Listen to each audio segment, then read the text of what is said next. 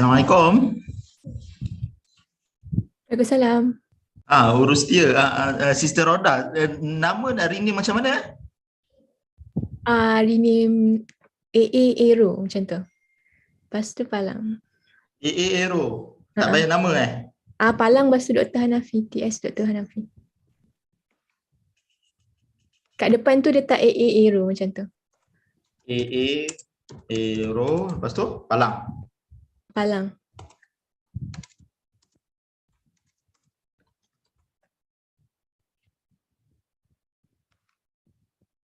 Okey. Okay, thank you.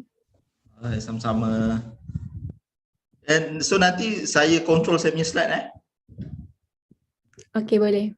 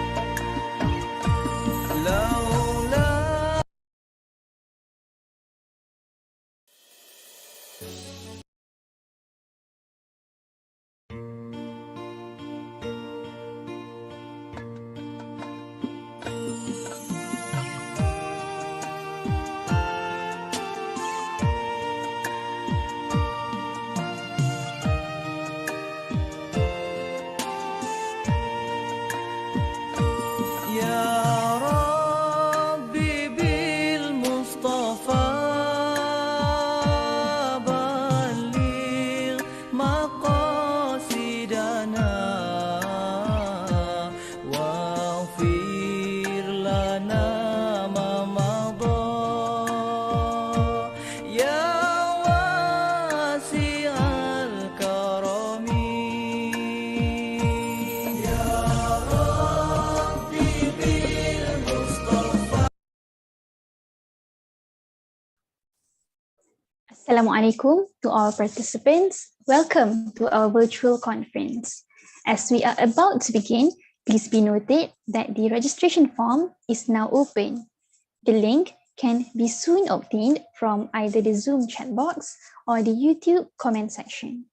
The link can also alternatively be obtained from the QR code available on the screen here. Kindly fill in the form before the program ends. Thank you for your kind cooperation.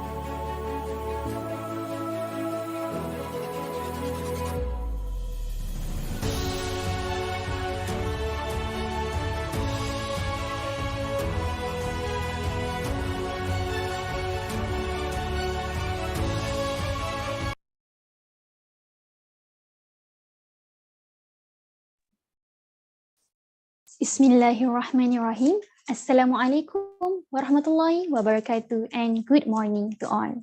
Welcome to Discovery of Kulliyyah of Engineering, Diskoe 2022, our most awaited bridge built between the Kulliyyah of Engineering and students of Center for Foundation Studies. My name is Aina Bashira, a student of Kulliyyah of Engineering, and it is my pleasure to be the Master of Ceremony for our program today. This program is conducted by the Academic and Career Bureau of Engineers 28 Kulliyyah of Engineering in collaboration with CFS Engineers IIM. For our future members of Kulliyyah of Engineering, Diskoe aims to provide a basic exposure on the field areas offered to the students at the undergraduate level. It is hoped that throughout this program, we can assist you in deciding which majoring you would like to pursue for your undergraduate study, inshallah. As a representative of KOE, I would like to extend a very warm welcome and gratitude to all of the students of Center for Foundation Studies who are here with us today. Thank you for taking the time of your schedules to join us. To brief you on the tentative, for today's conference, there will be two main slots.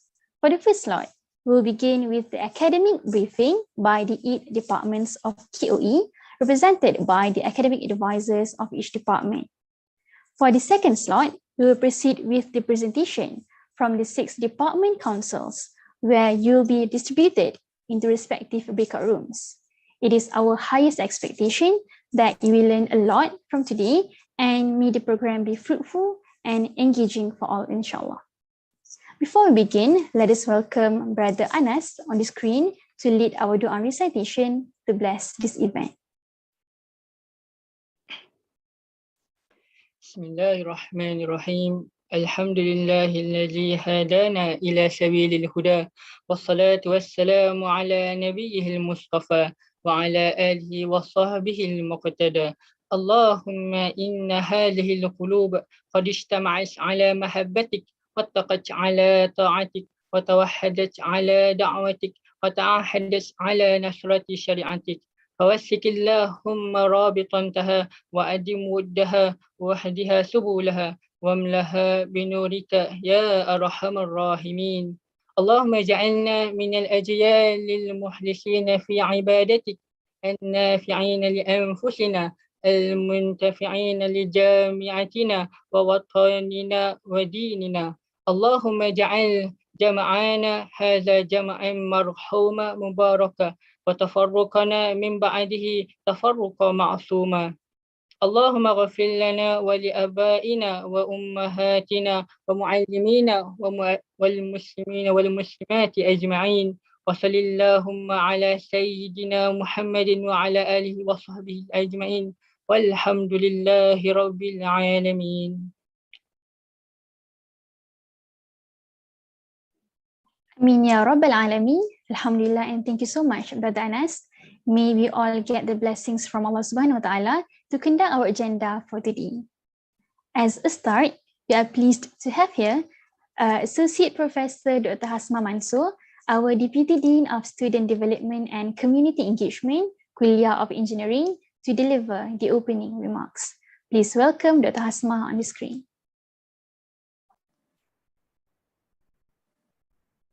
Bismillahirrahmanirrahim. Assalamualaikum warahmatullahi wabarakatuh. Can you see my screen now? Yes, we can, Doctor.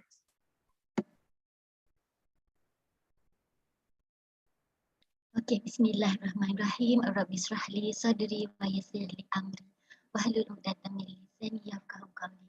First of all, thank you very much, Miss MC, Sister Aina Bashira, for having me here, inviting me for the special remarks to welcome or to encourage our CFS students to enter or to register for Kulliyyah of Engineering. Alhamdulillah, brothers and sisters, my fellow sons and daughters here at CFS, how are you, brothers and sisters? I hope everybody is fine, in the best of health, and in a very good motivation spirit, inshallah. So today, brothers and sisters, we will listen to our academic advisors and also from the department representative to know more about Kulliyyah of Engineering. For my part here, I will be given like 15 minutes to introduce about the Kulliyyah and why you should choose Kulliyyah of Engineering as the place of study to pursue your degree, inshallah. Okay, by the way, my name is Dr. Asma Mansur. I am the Deputy Dean for Students Development and Community Engagement.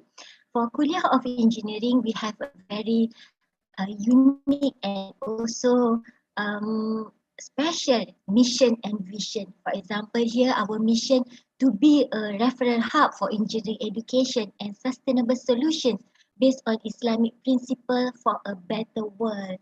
And the vision of Kulliyyah of Engineering is a global center of innovative engineering education and research with values and professional ethics.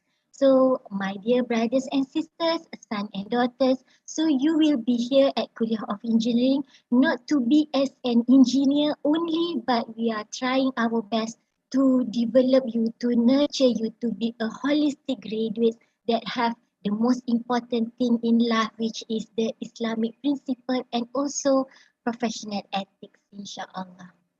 So at Kulliyyah of Engineering, later on when you register for the first year and you will study up to the fourth year, we will use this IIUM staff, which is Sejahtera Academic Framework. So what is staff? I believe at CFS as well, you have been briefed about what is staff.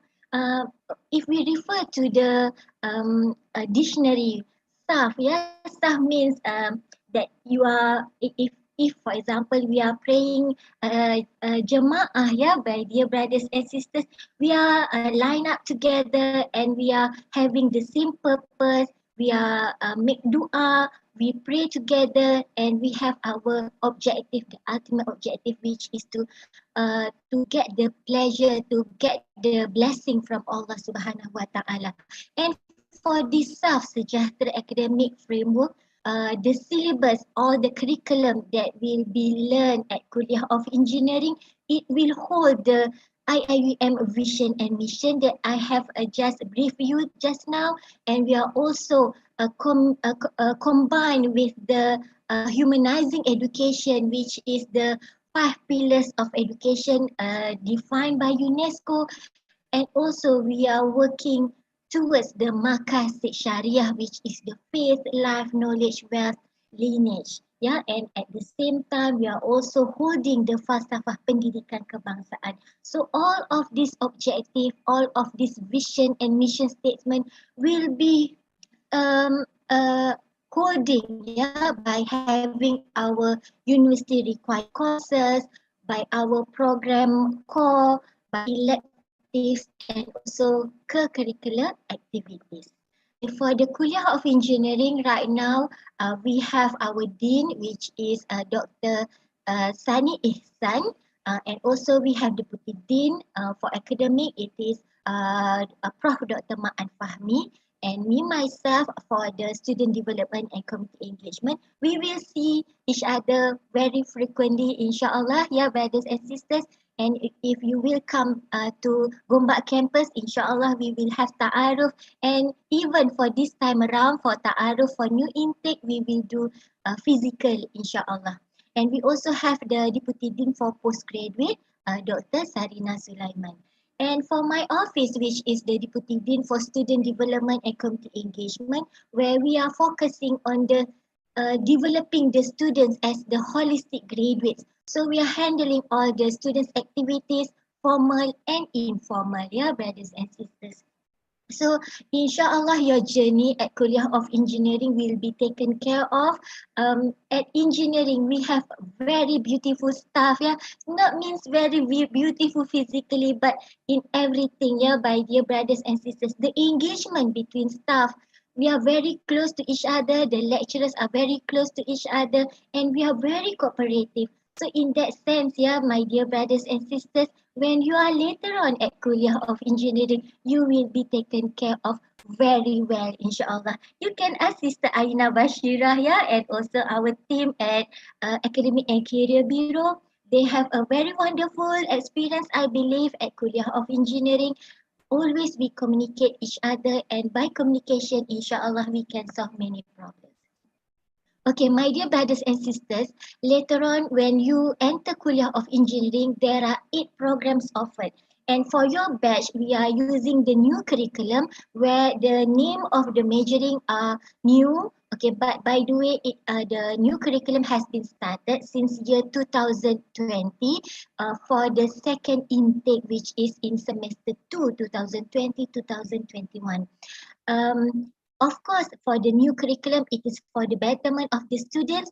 But bear in mind, yeah, my dear brothers and sisters, for this new curriculum, the syllabus for the first year, first semester is already different from one major to one another. Yeah, so that means you need to focus today to decide wisely what majoring you want to do when you pursue your study at Kulliyyah of Engineering, because we don't want you to waste your time. Not waste your time, actually.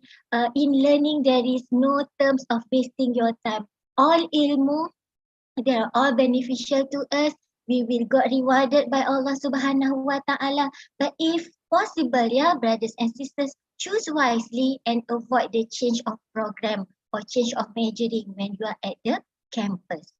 Okay, so we have aerospace engineering with honors, chemical engineering, civil engineering, electrical and electronics engineering, materials engineering, manufacturing engineering, mechanical engineering, and mechatronics engineering. So the main difference here, if you can see from these 8 programs offered, for ECE, yeah, electrical and electronics engineering, offered by electrical and computer engineering.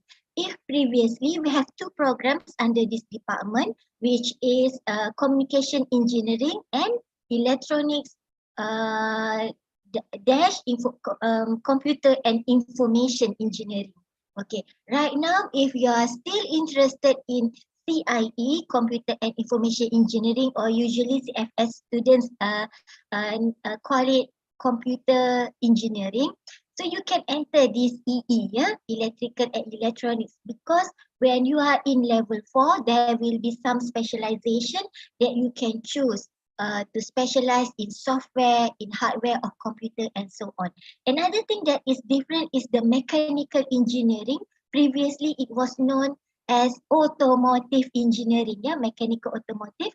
But then right now we are going towards a more general degree, but then towards the end of your study, which is during your 4th year, you have the chance to choose your streamline. Yeah, for example, if you love automotive, then you can choose some elective from automotive engineering. Okay, for CFS requirement to enter Kulliyyah of Engineering, CGPA only 2.5, yeah, brothers and sisters. So I hope that you will try your best to achieve as high as possible about the CGPA. Why I'm mentioning that? This is because when you choose the program, So later on, when we receive the registration from the student that you wish to enter like mechatronics or automotive engineering, at the Kulliyyah, there is one committee that will rank all of the students. So of course, like for example, mechatronic, their quota is like maybe 50 students. So top 50 who choose mechatronic will be chosen. So I wish that every one of you will get the first or at least second choice of your majoring, and I hope that you will choose your majoring wisely. But bear in mind, yeah, my dear brothers and sisters, at engineering, when later on you go out to work, everything will be multidisciplinary. Yeah, it is very rare that we can focus on mechanical only without knowing any part of the electrical. Okay, so I later will introduce to you our academic advisors. Okay, later you will meet them in the session. Some of them will be represented by other person, but they are very well versed about the curriculum structure and also about the experiences undergo by the students at their department. Okay, by the way, chemical engineering is new, yeah, and the department name is right now Department of Chemical Engineering and Sustainability, but the name is new, but the presence of the department, it was exist like I think like 20 years ago, yeah, if I'm not mistaken. Previously, it was known as BTE, Biotechnology Engineering, but with this rebranding of chemical engineering, Alhamdulillah, we received a lot of interest from the students. Okay, later, some of the head of department will join us. Okay, they will welcome you, and inshallah, you will meet them personally if you choose engineering as your place to study for your degree. Okay, so what is about Kulliyyah of Engineering that you should choose us? Yeah, so what are the highlights? For me, it's always the student society at Kulliyyah of Engineering. We have very renowned or very notable society, which is engineers, the main Kulliyyah based society at IIUM and also at Kulliyyah of Engineering. Engineers, they are the best.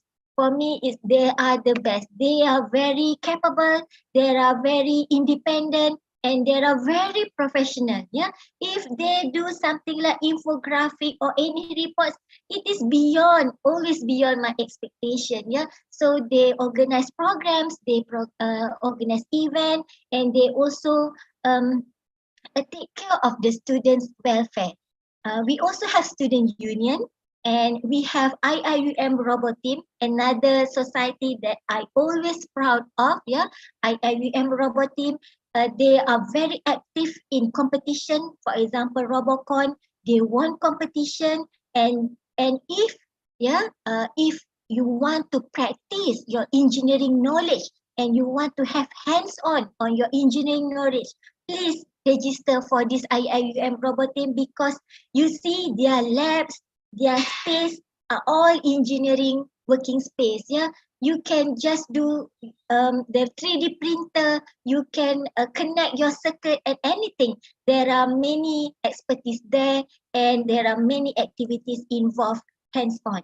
There are also association and clubs under engineers, for example, ANC, Academic and Career, Welfare Bureau, Invention, Entrepreneurship Bureau, and many others. Yeah, we have multimedia, and the multimedia bureau. Yeah, if you look at the engineers Instagram and also Facebook, they are very creative.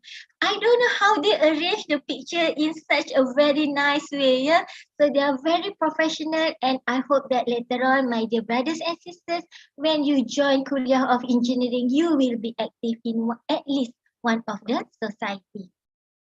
Okay, on the students population, I think Kulliyyah of Engineering is the second largest Kulliyyah. The first one, of course, is the IRKHS, Islamic Review Knowledge and Human Science, and we for the second. Yeah, our campus is quite big. Yeah, for the Kulliyyah of Engineering, we have 7 buildings, and for the students population, in total we have 2,156. But we have reached a number something like 2,800 students. But I hope that this year and maybe around yeah, especially this coming September, that you will enter and it will increase the number of students at Kulliyyah, and the Kulliyyah will be more happening. Yeah, inshallah. Next semester we are going to have face-to-face classes and also face-to-face event and also program that will start with the ta'aruf. Okay, there is a message that I want to show to you, this students' average CGPA for the past semester. And I believe it is not only happen at Kulliyyah of Engineering, but also happen across the Kulliyyah at IIUM. So usually, due to some reason, the first year CGPA of our students among the lowest compared to the level 2, level 3, and level 4 students. Why is that happening? This is because when we did this survey through engineers, they tell us that they have like cultural shock. The CFS method of study is more like secondary school where teachers, where lecturers will give tutorials and so on, but then it was not happening at the university.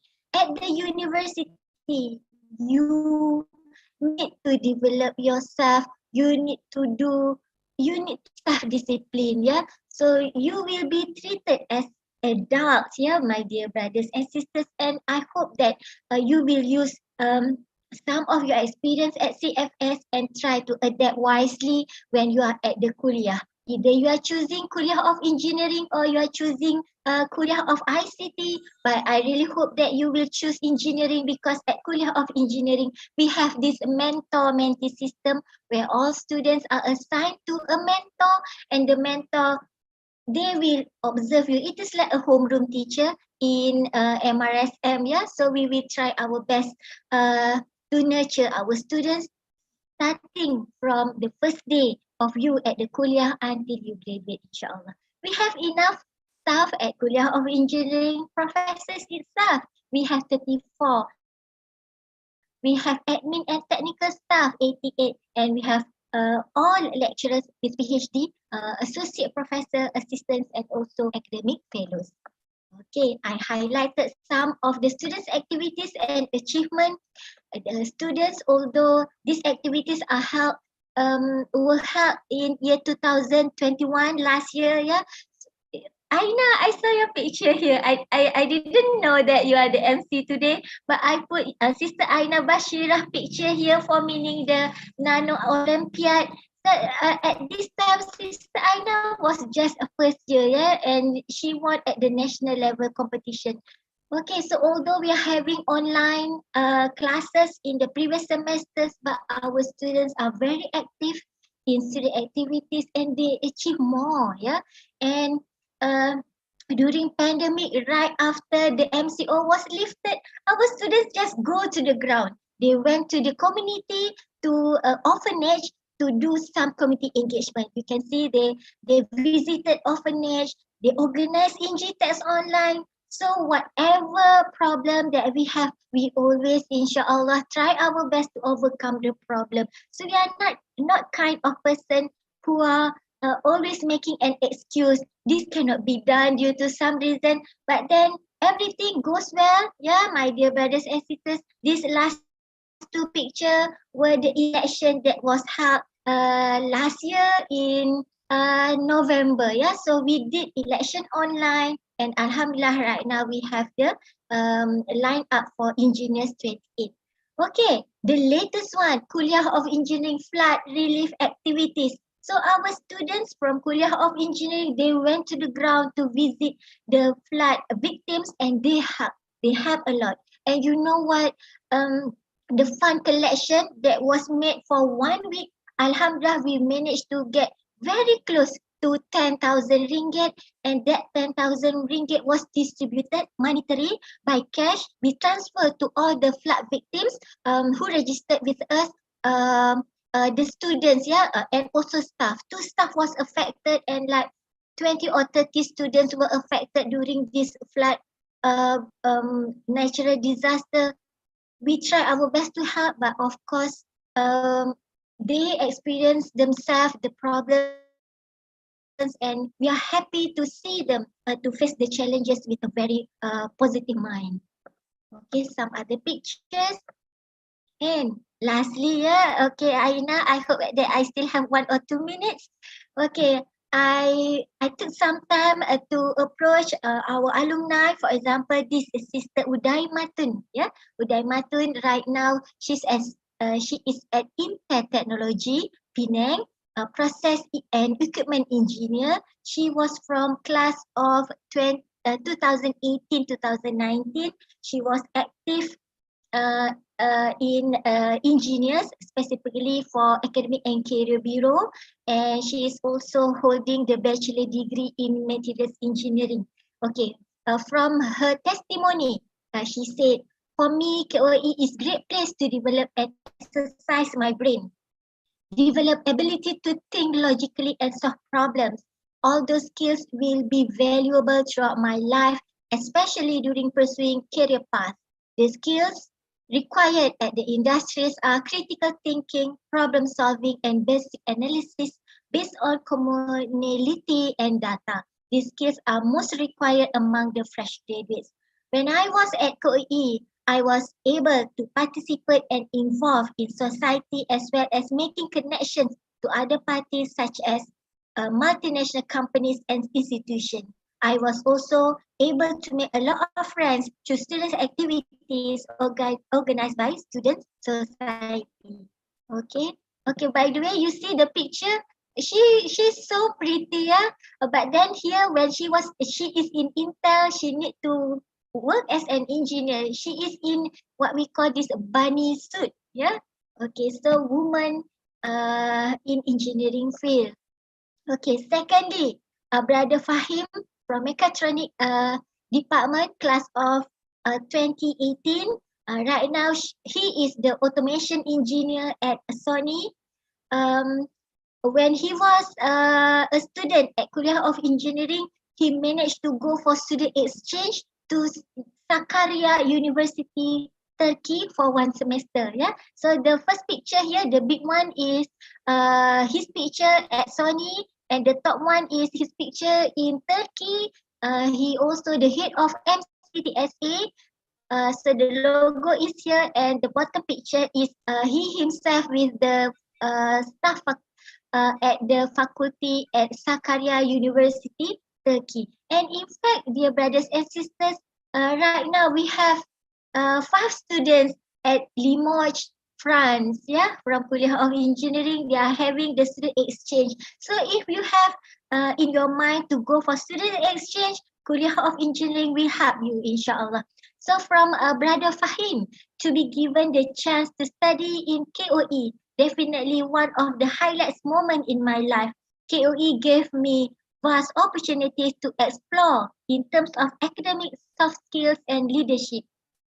Made dozens of friends from all over the world. My time study in KOE helped me to seek out new knowledge, develop new skills, and see a global picture of how all the skills learned to be applied later on in life and working field, especially in the so-called engineering life.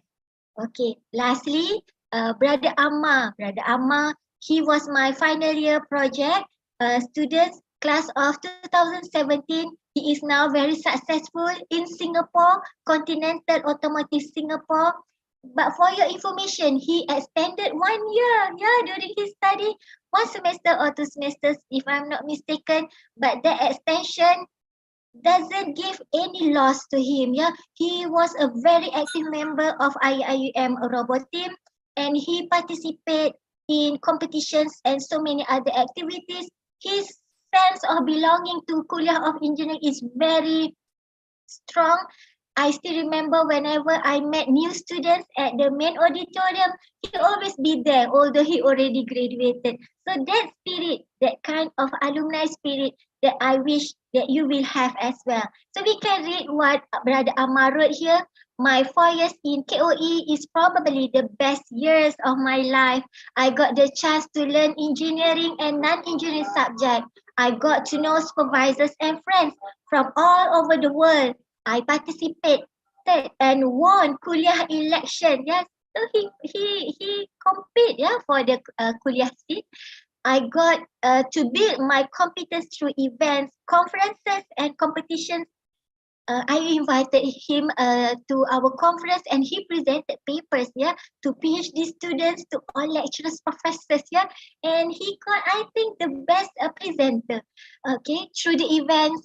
And I got the chance to travel across Malaysia to share my knowledge on the plus side. KOE programs are all accredited by Washington Court that makes my degree recognized across the world. So we have graduates working in Singapore, working in United Kingdom, in Australia, and many other countries. Okay, contrary to popular belief, engineering is very broad. It requires both technical and creative way of thinking. An engineering graduate can end up in entertainment sector. Okay, we have in-team, in-team, the Nashid group. They were from engineering, health sector, food and beverages, banking, and even tourism. Apart from the mainstream engineering sector, because there are engineering elements in those sectors that require skilled engineers, all you have to do is to keep your open mind, encourage yourself to try out. Then I cannot see. Okay, new things and build your interest along the way, because the path for future engineers are very promising in the near future. So if you are taking engineering, if your risk is not an engineering field, if let's say you open a business, you will be successful, inshallah, my dear brothers and sisters.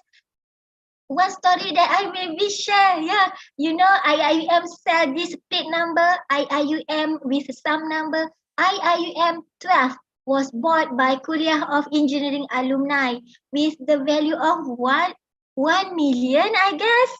And this couple, married couple, they made this business sauna, sauna rental, something like that. So they were millionaire. They bought IIUM 12 plate number.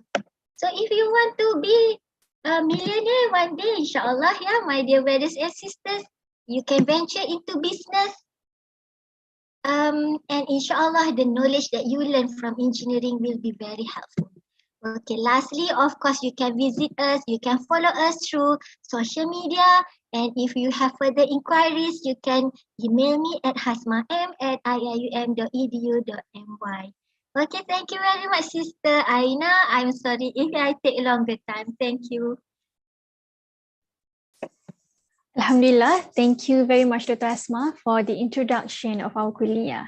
Bismillahirrahmanirrahim. Therefore, we shall proceed with our most awaited agenda, the academic briefing by our respected lineup of academic advisors. Let us invite our speakers to the screen. For the first department, I would like to welcome the representative of the academic advisor of Aerospace Engineering, Dr. Muhammad Hanafi Azami, to give a brief introduction of the majoring offered. Please welcome Dr. Muhammad Hanafi on the screen.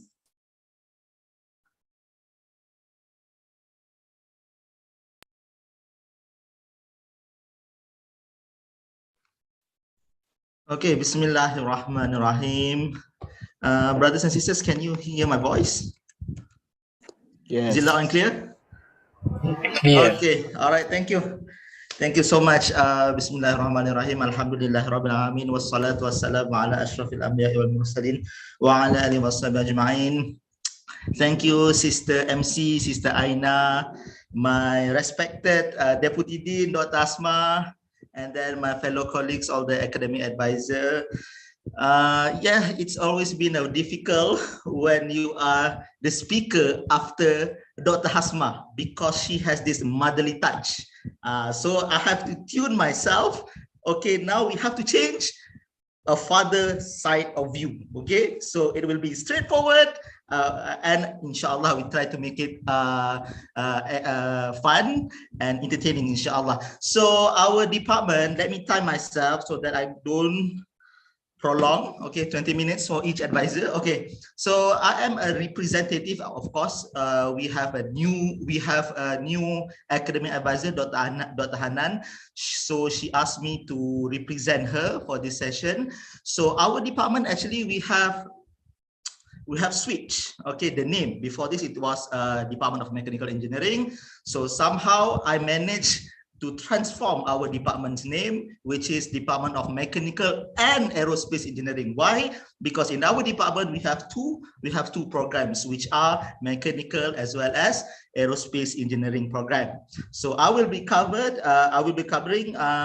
aerospace part. Okay, so this one no need to repeat. It is Dr. Asma have spoke about this. All right. So yeah, mechanical automotive will be soon finish the batch, and now we are starting a new program which is mechanical, more general. And then aerospace we have started in 2001. Okay, the first batch graduated in 2005, and then around this number is the student enrolled currently. So this is our big family. Okay, so yeah, you can see that our department more male than female, but anyhow we have good relationship.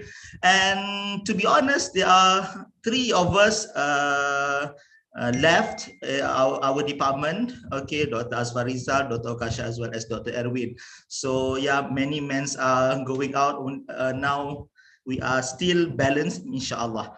All right, so we have new HOD, which is Associate Professor Dr. Fadli Jashi. I will show you his picture later on.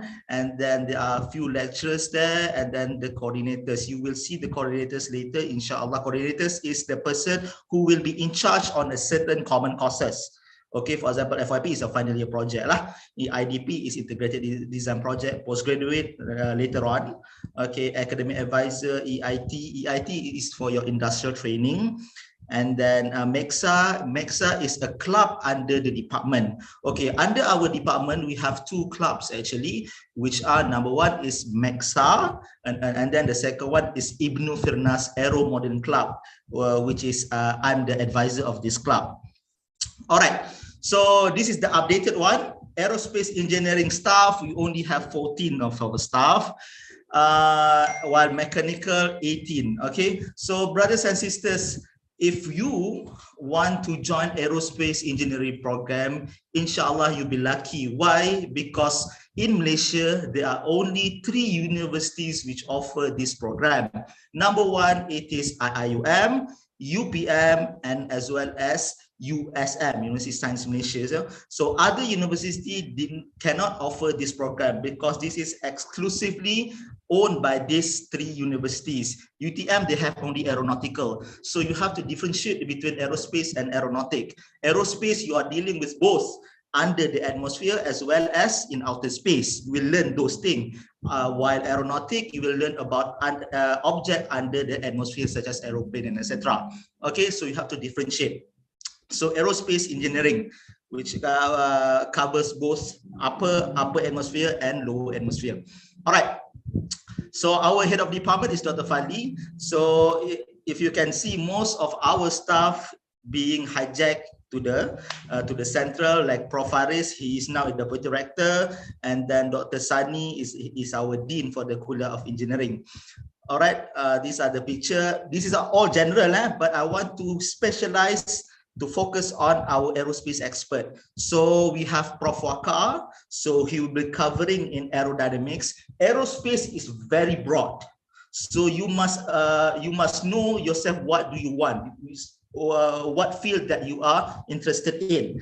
Number 1 is aerodynamics. So you have Prof. Waka, Prof. Share, aerodynamics, those are the people. And then you have structure people, Dr. Sultan, okay, Dr. Jafar, okay. And then propulsion is Dr. Momen, as well as me. And then Dr. Salmiah is a control system. So this is me. I'm propulsion. So my interest is on high speed combustion as well as rocket technology. Okay, Dr. Amelda also a aerodynamist. Dr. Ala control system, but Dr. Ala now she's in UK. Dr. Nur Azam, aeroelasticity. What is aeroelasticity? It is a structure, integration of structure and aerodynamic. All right. Dr. Lokman, he's a structure, and Dr. Aldeep is an aerodynamist. So you have 4 broad field area: aerodynamics, propulsion, control, and structure. Okay, so these are the 4 fields, and we will see later what are the subjects that you will go through, inshallah, later. So these are the lab.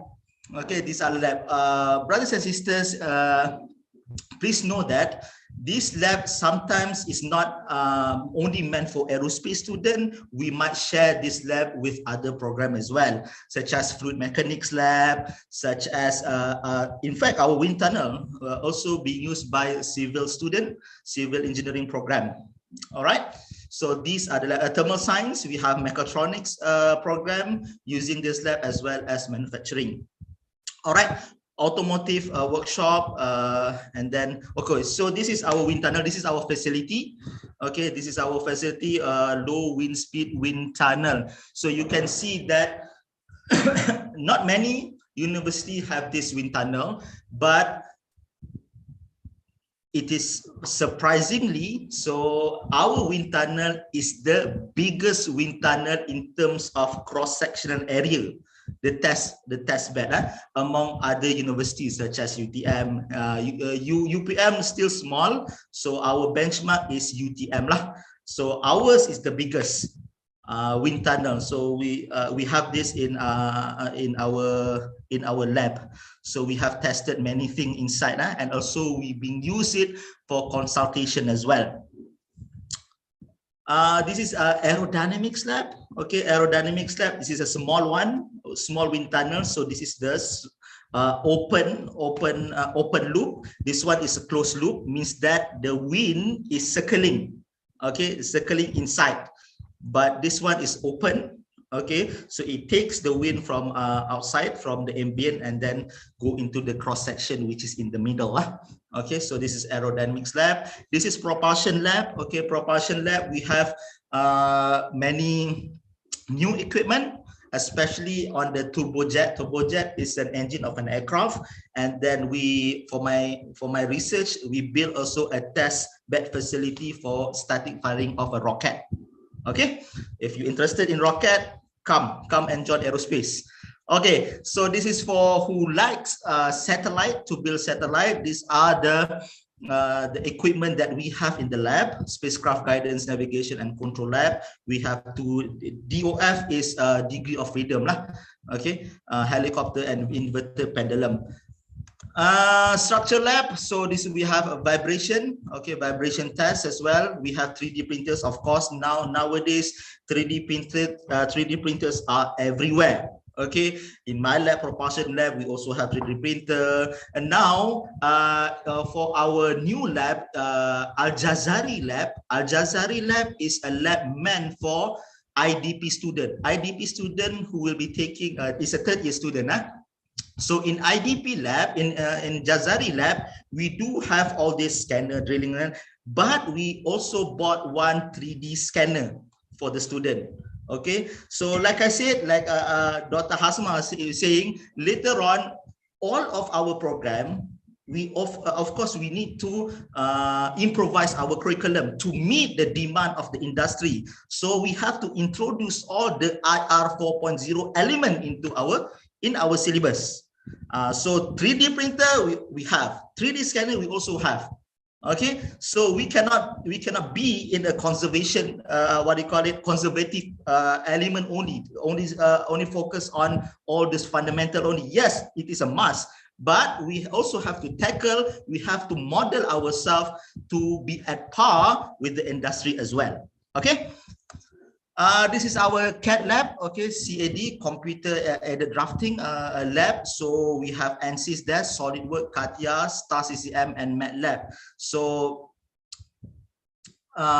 this is the lab. This is the old picture. Actually, we have new computer coming in. I think around 50 of them. So you will learn, if you like all this software, you will like to do the modeling, the simulation, flow visualization. Come to this lab. Okay, this is under CFD. CFD is computational fluid dynamics subject. Okay, this is fluid mechanics lab. We have all this equipment in the lab, alhamdulillah. A pump, and then you have a velometer. General aircraft structure lab. So this lab will be will be used for Aero Lab number 3, if I'm not mistaken. So you will test the beam of the aircraft as well as the impact. Okay, the bottom right is the impact. The middle one is the what do you call it, tension and compression lab. Okay, why I want to introduce this CUTE lab? Okay, because I am the member of CUTE. Okay, so CUTE is one center in the Kulliyyah of Engineering. This center comprises of what do you call it, cross-discipline department. Okay, so you have embedded lab, you have maritime robotic, aerial. So aerial is me, under me, and also Dr. Yasir. MRC3 lab is Dr. Malik and Dr. Rizal. You can see all the names here are coming from different department. So normally we come here, okay, if we have project, and then with the industry. So kita ni, we are not short sendiri lah, brothers and sisters. In engineering, we cannot live in silos. We have to have partner. We have to have collaborators. So this in Center of Unmanned Technology, it is heavily related to industrial partner. So in fact, industry also have their staff in this center. This is where a robot team being parked under CUTE. Okay, robo makers. All right, so that is about the general thing about CUTE. Okay, so in aerospace engineering, just to repeat back, okay, so you can see that the student, we have aero modeling. Okay, aero modeling club is under me, and then it will be partnered by UNISEC student chapter. What is UNISEC? UNISEC is University Space Consortium student chapter. It is comprises of USM, UTM, UITM, as well as UPM. So we have this umbrella. Why is it a Malaysian chapter? Because it is born in Japan. So when you are here, inshallah, you will be mixed around with all those universities. And if you are active, our Malaysian chapter is active, so you will go to Japan to mix with them as well. All right. And then in terms of research, we have two research groups, thermofluid and also structural mechanics. So what are the space related activities? Sorry. Okay, so we are focusing on 3 things: rocketry, satellite, as well as space structure and aerodynamics. So rocketry, we have all this workshop, working group, and then STEM activity. As well, satellite, we participated in competitions, UNISET. And then collaborators, we have few of them there. And inshallah, and we have many MOU coming in, inshallah.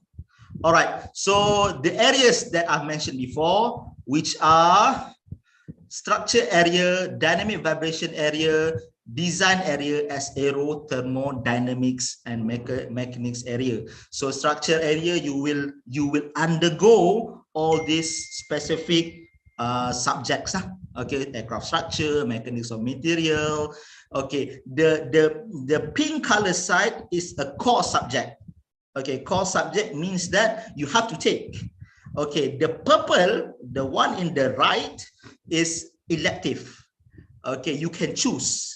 Okay, so you have composite, airworthiness, NDA, fatigue, dynamic and vibration. So you will learn about the motion of aerospace object. Okay, and then on the right you have aeroelectricity and spacecraft system engineering. Okay, for the design, the left is the core, the right one is the elective, CAD, CAE, and finite element, FEA. And the last one is the field of aero thermodynamics and applied mechanics area. So the core, thermal science, I'm teaching this course, fluid mechanics, aerodynamics, and aerospace propulsion. So the right hand side will be the CFD, rocket propulsion, and helicopter aerodynamics. Brothers and sisters, I would like to inform you as well that our program, our aerospace program in IUM is the only program in Malaysia who offers specific course on rocket propulsion. So if you like rocket, come and join us. All right. Okay, so why you have to choose aerospace? Okay, aerospace. Like I say, only 3 universities are eligible to open this course. It means what? It means every year, our government only allow us to produce per year 160 to 170 students per year. So it is not many. So like I say, when only these 3 universities offer this course, you are a little bit less competition. So you don't have to compete with all the polytechnics and etc. And aerospace, my brothers and sisters, they have many companies emerging, okay, starting from the below one, the bottom left, you can see that it is starting from very small company. Now it has more than 180 companies on aerospace related program. Okay. And since it has covered, it's supported by the Aerospace Industry Blueprint as well as Dasar Angkasa Negara now 2030. So aerospace industry, inshallah, in the near future will be blooming. Okay, but brothers and sisters, bear in mind, okay, we in Kulliyyah of Engineering, we offer you an engineering degree with honors. Okay, engineering with honors is different engineering only. Okay, with honors at least you have to undergo 4 years. So engineering is, I would like to put this like this. It is like a body, a whole body. So engineer is the head, is the brain of this technology. Okay, and then you have the people, technologists, which are the hands and the legs. So you have to differentiate between engineer and technologists. Engineer is the people who design, and technologists are the people who will do the handwork. Okay, it means what? It means you need both of them. So if you are expecting that you are taking aerospace engineering to become a pilot, you are certainly wrong. You have to go to the flying school. If you are entering aerospace engineering program to do all the maintenance, no, you don't need a degree to do that. Go for certification, go for the vocational, polytechnic, and etc. Okay, so you have to differentiate that one. Put that in mind first. Okay, engineering is something that you design. That is why we tailor our syllabus, our curriculum. 70 to 80% is related to design, and then the remaining 30 to 40%, 30 to 20% is related to hands-on activities. Okay, you must know that. All right.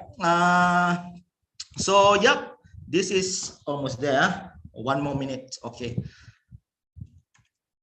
Okay, so before pandemic, we had a very nice time with the students. We went to Bandung in 2020. We went to Lima. We have a UNICEF workshop in USM. We participated in Aerospace organized by UPM. Airbus Career coming in, and then we organized what you call it Airbus Innovation Competition in the late of 2019. This is all before the pandemic. So I think we got the second runner-up for Siswasat. Okay, that is my student. And then we established Aero Modeling Club in 2018. I also bring a student to my Aero. This is where the students can meet all the industrial players in the conference. And we also conducted rocket development workshop in 2019. So these are all the what they call it, old pictures that we have our great time with them, with the students. All right, this one I don't need to tell you. Okay, so I think brothers and sisters, why IUM? I don't know why. Okay, why IUM is different than other universities is mainly because you have to know university is not a factory untuk menghasilkan pekerja, to have a work pekerja, employer. No, we are trying to transform our students from one particular stage to a different person which has holistic mindset in terms of intellectual, emotion, and also sasiyah. So we want to develop those 3 aspects.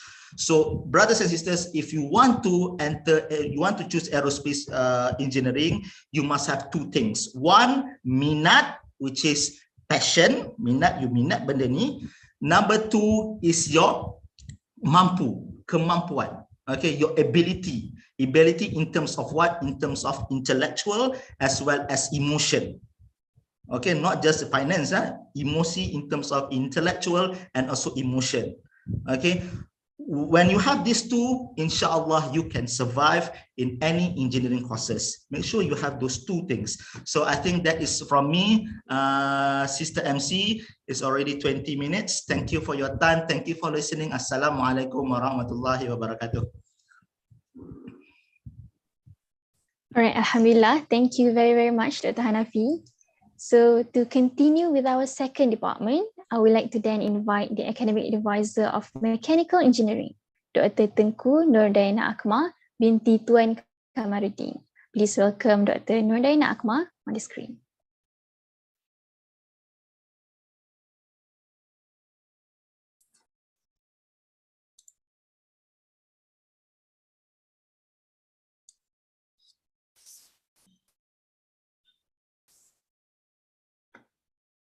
All right. Okay. Assalamualaikum and good morning to everyone. So my name is Tengku Nurdaina Akmal. So I'm the current academic advisor for mechanical engineering program. First of all, thank you MC and also the other academic advisors, members as well. And thank you for all the students who managed to wake up early and to listen to this. I hope so all of these students are all this becoming our brilliant and successful, inshallah. Okay, so brief on mechanical engineering. As I think on the department side, Dr. Hanafi already tell you, because we are under the same department, mechanical and aerospace program. So most of our labs and academicians, so you will meet about the same lecturers and also using about the same lab as well. Okay. And this mechanical engineering is just recently, I think is currently in second year of implementation. Okay, so you will come and join us as mechanical engineering. Before this, it was Bachelor of Mechanical Automotive. So this is also why we change is actually based on the feedback from the industry, from our alumni, right?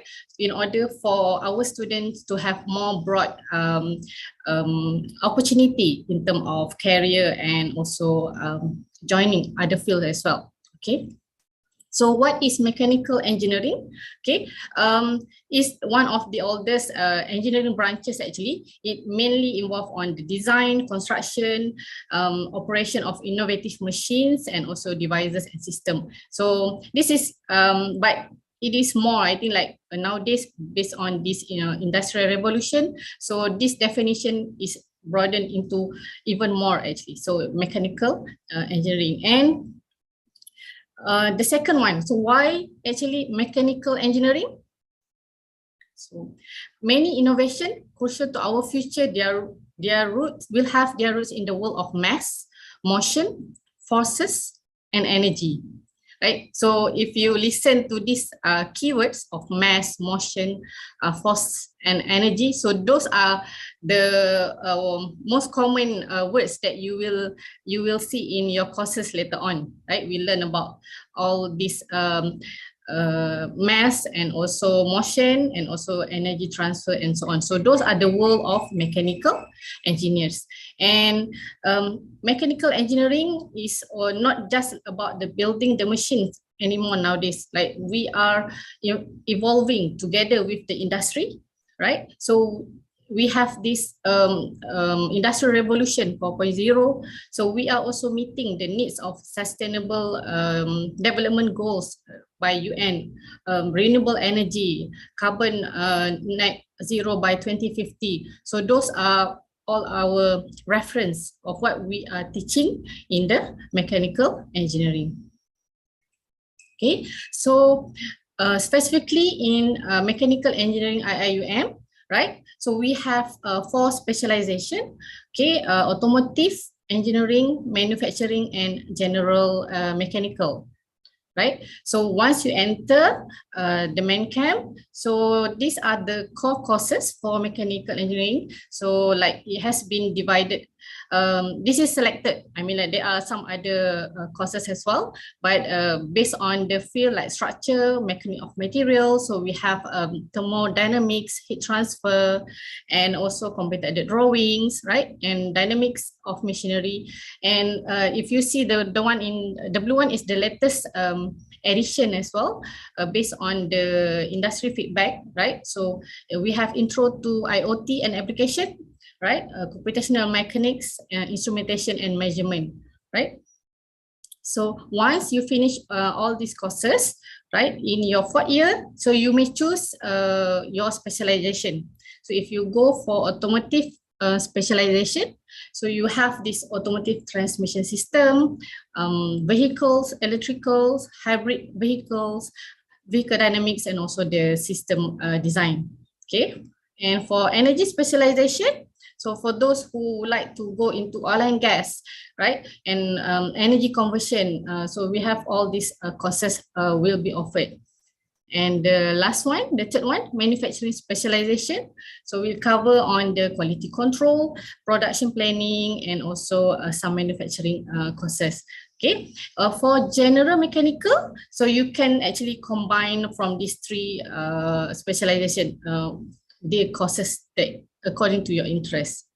Okay, I hope it's clear on that. Right. Career opportunities. So mechanical, so there are lots of, I mean, like the title of an engineer that you may find once you go into the industry.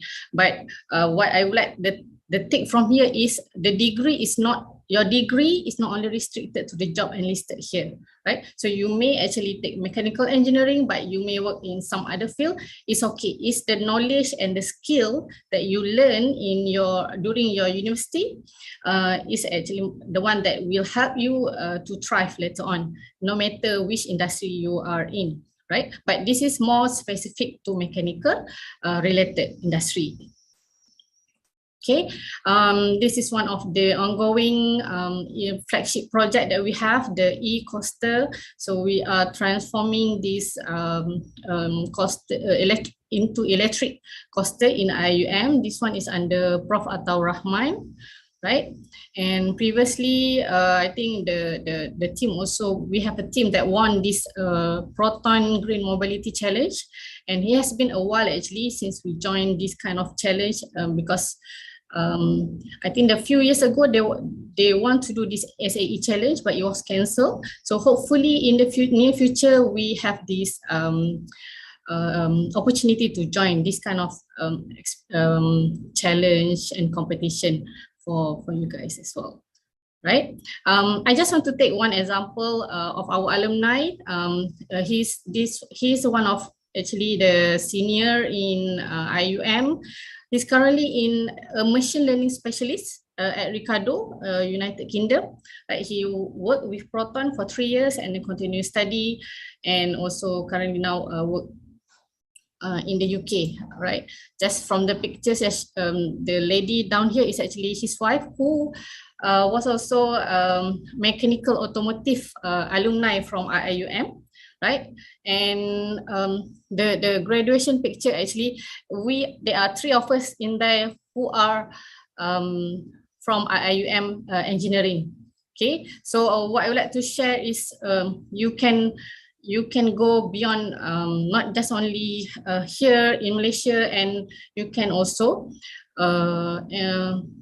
go into overseas as well. But your connection, your networking with your IUM friends, so those are the ones that hopefully you can maintain and, you know, help you as well in your career. Okay.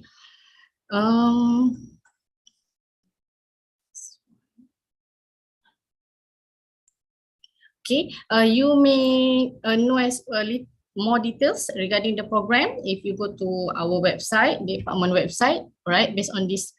And also we have the IUM, I think social media as well listed over here.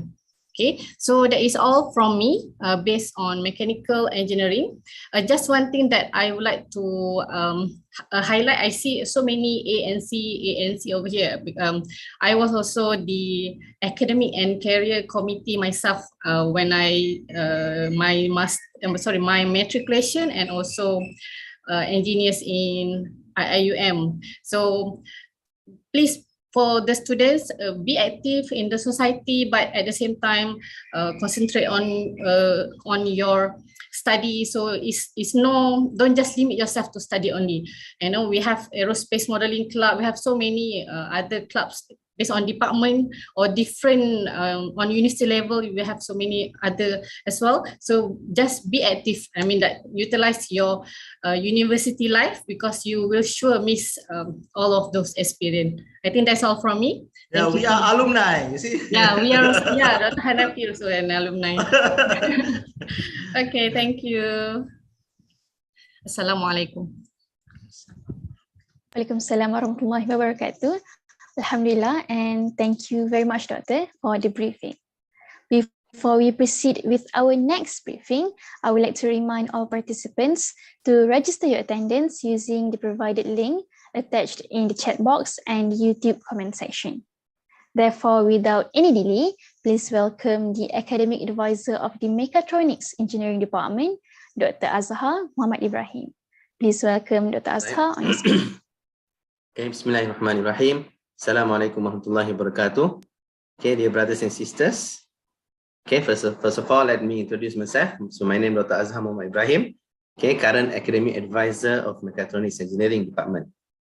Okay, so first let me thank our MC, Sister Raudah, right? Sister Aina. Sister Aina. Okay, and also our respected Deputy Dean, Dr. Asma, and my colleagues, academic advisors, Dr. Hanafi, Dr. Rayana, and the rest.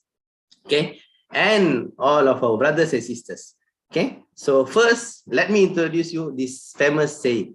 Okay, scientists discover the world that exists, engineers create the world that never was. Okay, so what's this saying is about? Okay, scientists study the world, and then we as an engineer, so we create the world. So we've been produced for the benefit of human being. So this is our chance to bring benefit for our ummah, to bring benefit for the mankind. So we can create many things. We can develop many things that will bring benefit for the mankind. Okay, so that's the introduction for the engineer. Okay, next is, so I will briefly talk to you about the Mechatronics Engineering Department. So what's so special about this Mechatronics Engineering? So we want to welcome all of you to join this Mechatronics. So this Mechatronics, you see, so this term, okay, it's a synergistic combination of mechanical engineering, electrical engineering, computer engineering. Okay, so brothers and sisters, okay, so when you heard about this Mechatronics, okay, and you know that this is the combination of mechanical, electronics, computer engineering. So what would be the main application of this Mechatronics? Okay, of course it will be robot, the robotics. Okay, so the whole idea of robot creation.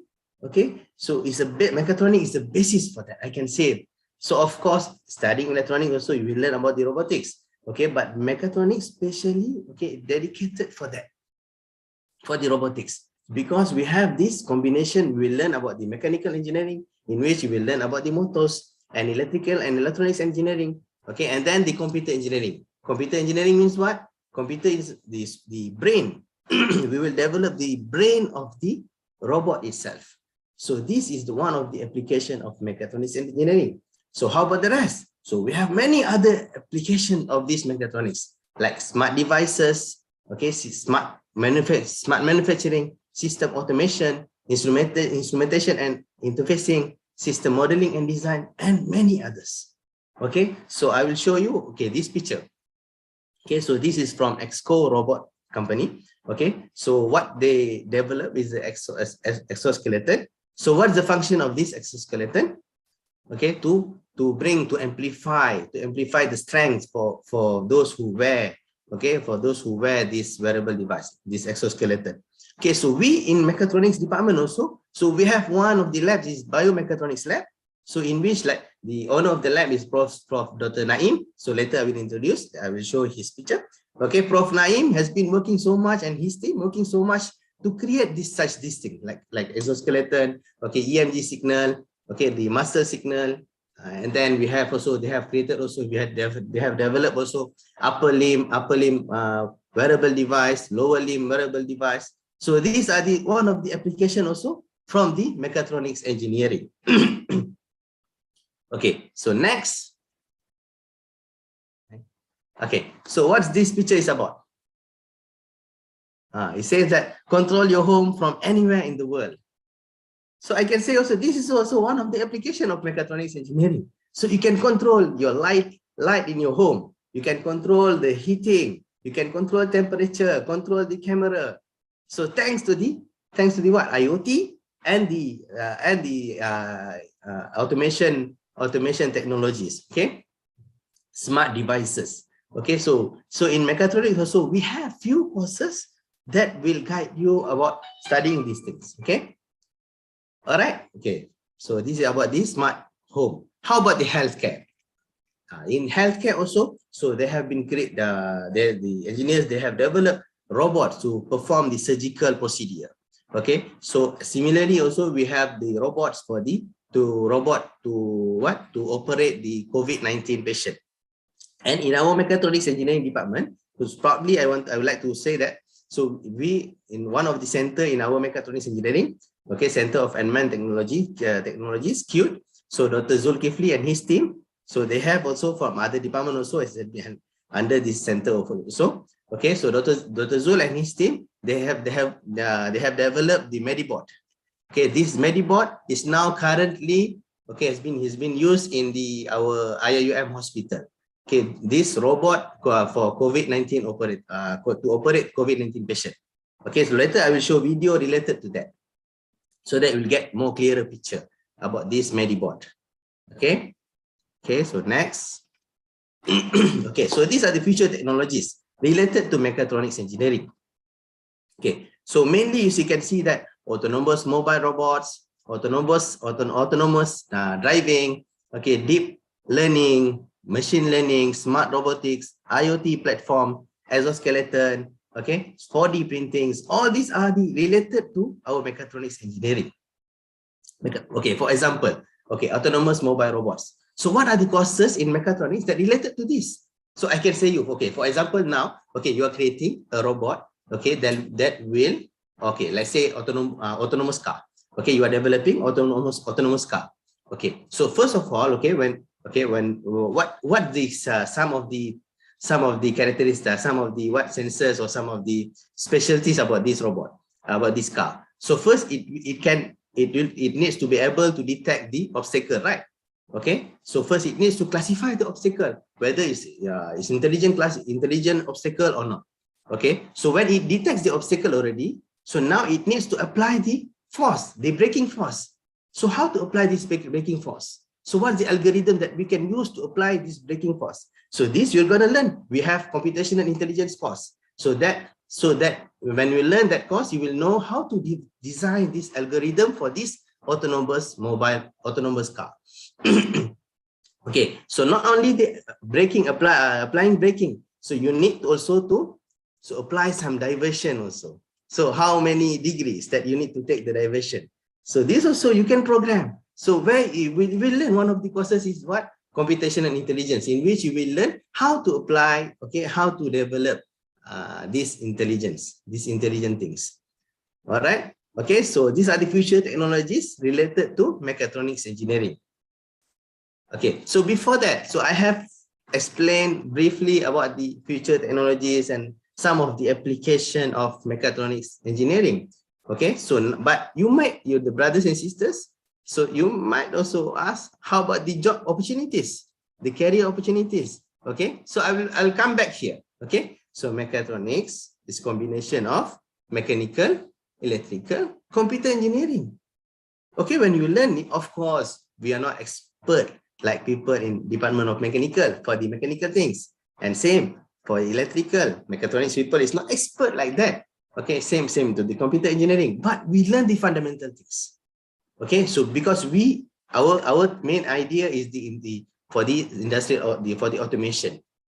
Okay, but we have learned the basic things, the main basic on the mechanical, electrical, and computer engineering also. So it means that you can apply job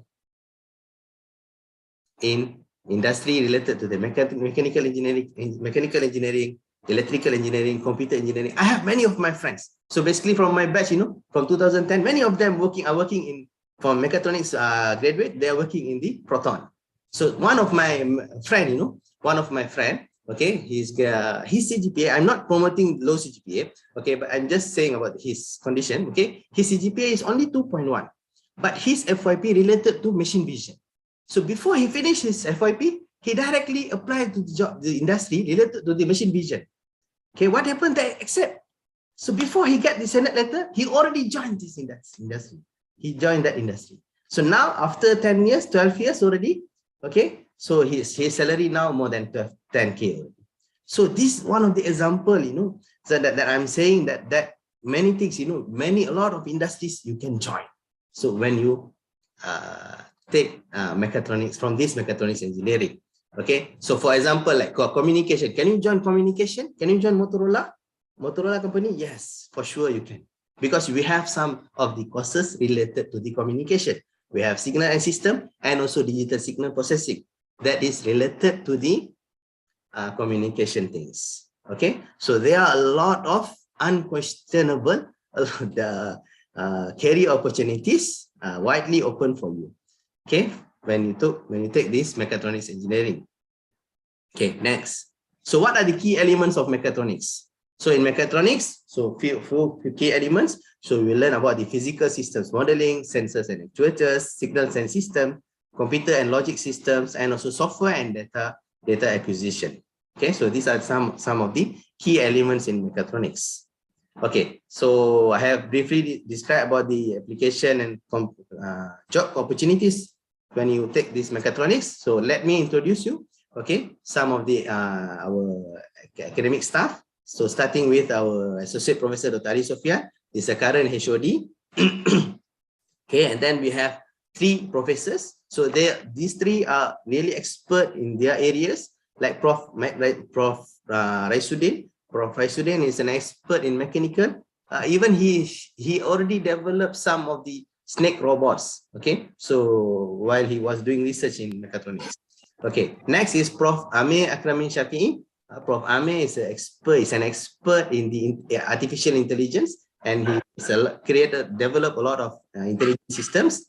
So, and then the next is Prof. Naim, Prof. Sharul Naim. As I explained earlier, Prof. Naim is already he has his own lab in mechatronics, biomechatronics lab, and his team are working so hard to develop many products related to the healthcare. And then we have 6 associate professors: Dr. Tanvir, Dr. Yasir, Dr. Mahbub, Dr. Siti Fauzia, Dr. Sinira, and Dr. Zul. So these 6 associate professors also are expert in their fields. So they are leading their own research groups. For example, like Dr. Zul, he is leading the Center of Unmanned Technology. Okay, Center of Unmanned Technology, though is under university, but many members of this CUTE is under mechatronics. Is an idea of Dr. Zul and also Dr. Yasir. Okay, so next, and then we have around 20 assistant professors, including me. Okay, so Dr. Hazina, Tobaju, and the rest. Okay, so you're gonna get to know all of them when you join mechatronics engineering. Okay. Okay, so now is a good news because we just completed our curriculum review. Okay, so under this new curriculum review, starting from semester 2, 2020-2021. Okay, so for you also, if you get enroll in mechatronics. Okay, so we have 3 specialization. Okay, so means that we'll offer, if you take these 4 elective courses under this specialization. Okay, in your academic transcript, it will be stated that you are specialized in this area. Okay, together with Bachelor of Mechatronics Engineering with honors. Okay, the first one is robotics and automation. Okay, in this in this specialization, you will learn, you need to complete these 4 elective courses. So which are autonomous robotic system, underwater and aerial robots, manufacturing mechatronics, and smart infrastructure. So these 4 courses under robotics and automation for those who really want to get to know about the robotics. So next is control and instrumentation. So control and instrumentation. So a lot of industries are based on this. Okay, so we need these 4 courses. So in order to get specialized in this, so which are electronic instrumentation and design, industrial instrumentation, modern control design, and system modeling and identification. And then the third one, of course, the AI, artificial intelligence. So you need to complete these 4 courses: natural NLP, natural language processing, okay, machine learning, deep learning, and machine vision. Okay, so these 4 courses, you complete all of them, so you will get specialized in AI. Okay, so all this specialization, okay, is primarily to promote our IR 4.0. Okay, as you know that our government is moving towards the 4th industrial revolution. So under this 4th industrial revolution, the main idea is automation. So that's why we also shifted our direction towards that IR 4.0. Okay, you may ask, okay, what are the courses with the element of this IR 4.0? Okay, so we have, okay, so that's why I introduced you. Okay, for example, big data. Okay, so some of the courses related to the big data is computational intelligence, big data analytics, deep learning, and natural language processing. How about autonomous system? Okay, autonomous system. So 2 courses related to this. Okay, autonomous robotic system and also underwater and aerial robots. Okay, we have also courses related to additive manufacturing, Internet of Things, IoT, okay, simulation, and system integrations. So these are the courses, as you can see in your screen, okay, related to this element of IR 4.0. Okay, so and then we have also advanced laboratories. Of course, you need to get in touch. You need to get in touch. Okay, when you learn these key elements like control, robotics, you need to get in touch with all these appliances, advances, application appliances, so that, you know, when you get into the robotics, into industries, you will not left behind. Okay, you will know somehow, okay, how to manage. Okay, so first of all, control systems, we have the control system lab, okay, robotics and industrial automation lab, mechatronics system design lab, instrumentation lab, analog electronics lab, digital systems design lab, mechatronics workshop, machine vision, intelligent system lab, project development lab, industrial automation lab, fluid mechanic lab, thermal science lab, electromechanical system lab. So all of these labs are related to the teaching labs. So we have also many other research lab, okay, related to mechatronics. Like Qt also, they have their own lab. I will show in the videos, okay, in the few more slides. Okay, so these are some of the mechatronics. There are some of our picture of our labs. So this is the mechatronics system design lab. Okay, so this is an advanced analog system in analog lab. Okay, in control lab also we have advanced system related to that. Okay, mechatronics workshop. Okay, so the picture in the right picture is showing that students having robotic competition. Okay, when you will learn mechatronics workshop in your first year. Okay, and then towards the end of the course, you will have some robotic competition in that course. Okay, so this course is mechatronics workshop. Okay, and then we have robotics lab. So recently, I think last year, I think we just bought pick and place robot. Okay, the advanced one. Okay, so now you can use when you study the robotics lab. Okay, when you take lab related to the robotics. Okay, and then we also have digital system lab. Okay, so these are some of the projects related that we in mechatronics we have created, we have developed. Okay, for example, intelligent two-wheel wheelchair for disabled. Okay, the second one is under this row blind for visually impaired people. Okay, so Dr. Fauzia, she has developed with her team. She developed a nice robot. It's not a robot to navigate. So the robot can navigate the visually impaired, the blind people, okay, to move to another place. Okay, so this some of the application. We have also developed water debris collector and many others. Okay, Okay, so these are the research groups under Mechatronics. We have Autonomous Systems and Robotics, led by Dr. Tanvir. Intelligent System, led by Dr. Mahbub. Healthcare, so as I mentioned earlier, healthcare engineering also. So, and healthcare and rehabilitation research. So these are the research group related to biomechatronics. So led by Dr. Siti Fauzia Tautoha. And then the final one is Center for Unmanned Technologies, led by Dr. Associate Professor Dr. Zulkifli Zainal Abidin. So I'll show some of the content of this video. So this is under the MOHE website. So can you listen for the can you listen for the sound music? Can, okay. Yes.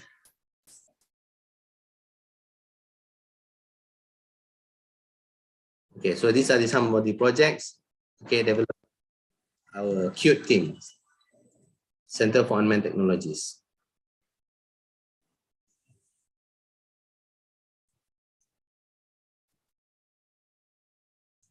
Okay, so this one, the one that I say, that's the IIUM Mediboard. Okay, so IIUM Mediboard is the is currently is being used in the our IIUM hospital, Susmet Hospital. Is a robot for the to help our doctors in operating the COVID-19 patient. So this IIUM Mediboard. Our queen also once visited, and Dr. Zul is explaining in that picture, explaining about this Mediboard. So in CUTE we have the RomoCap lab. So this is a mixed reality lab. Okay, so the the augmented reality, right?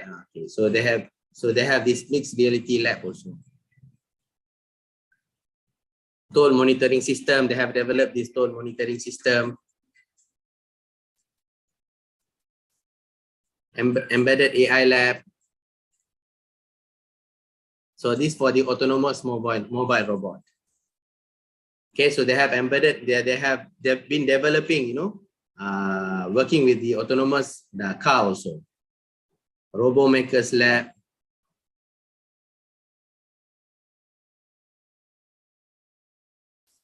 Robot Design Lab. So this Robot Design Lab, mainly it will be used by the Robocon team. Okay.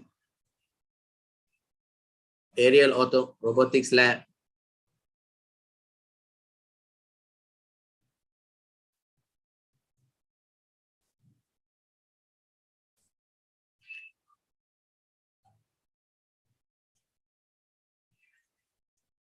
Dr. Anafi also is there. All right. Okay. Later I'll give the link about on this video so you can watch. So we have this for the unmanned surface, unmanned underwater technologies. So they have the swimming pool under the in engineering. All right. I think that's all. Okay.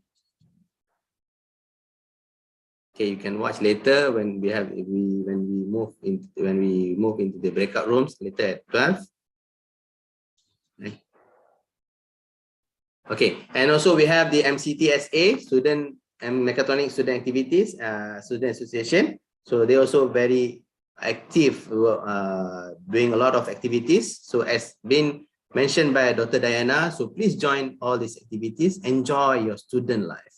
Okay, so and also where our alumni, so a lot in many industries, our alumni you can find. Okay, so as I explained earlier.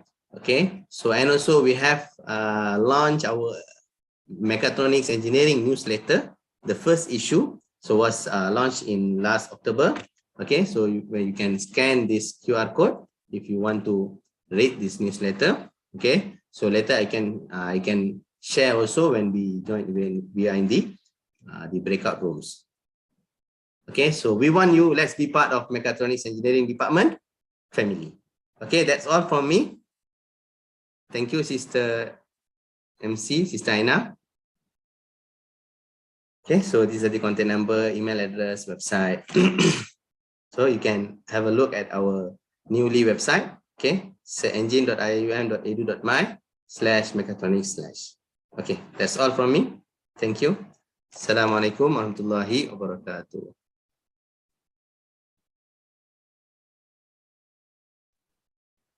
Alright, Waalaikumsalam warahmatullahi wabarakatuh. Alhamdulillah, thank you so much, Dr. Azhar, on the briefing for Mechatronics Engineering.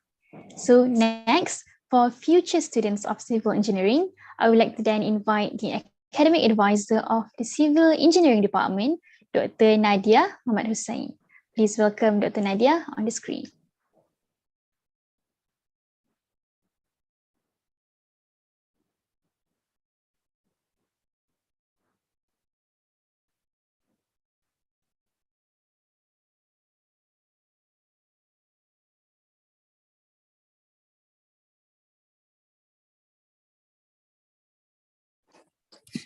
Assalamualaikum. MC, can you hear me? Yes, I can hear you. Okay, all right, Alhamdulillah. Okay. Assalamualaikum, everybody. My name is Dr. Nadia Mak Hussain from Civil Engineering. I am the academic advisor for Civil Engineering, Kulliyyah of Engineering, IUM. Okay. Welcome everybody today and thank you for your time. Okay, I'm gonna start a very simple briefing about our department. Okay, I would like to welcome everybody again to this very short briefing from Civil Engineering Department. Okay, so before we start, I would like to introduce the team of Civil Engineering, IUM. Our team starts led by Head of Department, Dr. Saira Hani. He is the river and soil erosion, also hydraulics and hydrology expert. And we have two professors, Professor IR Dr. Maisara Ali.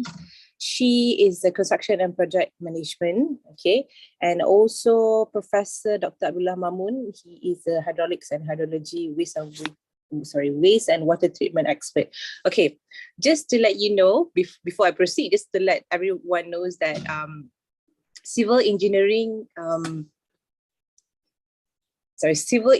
is actually the youngest department in IUM.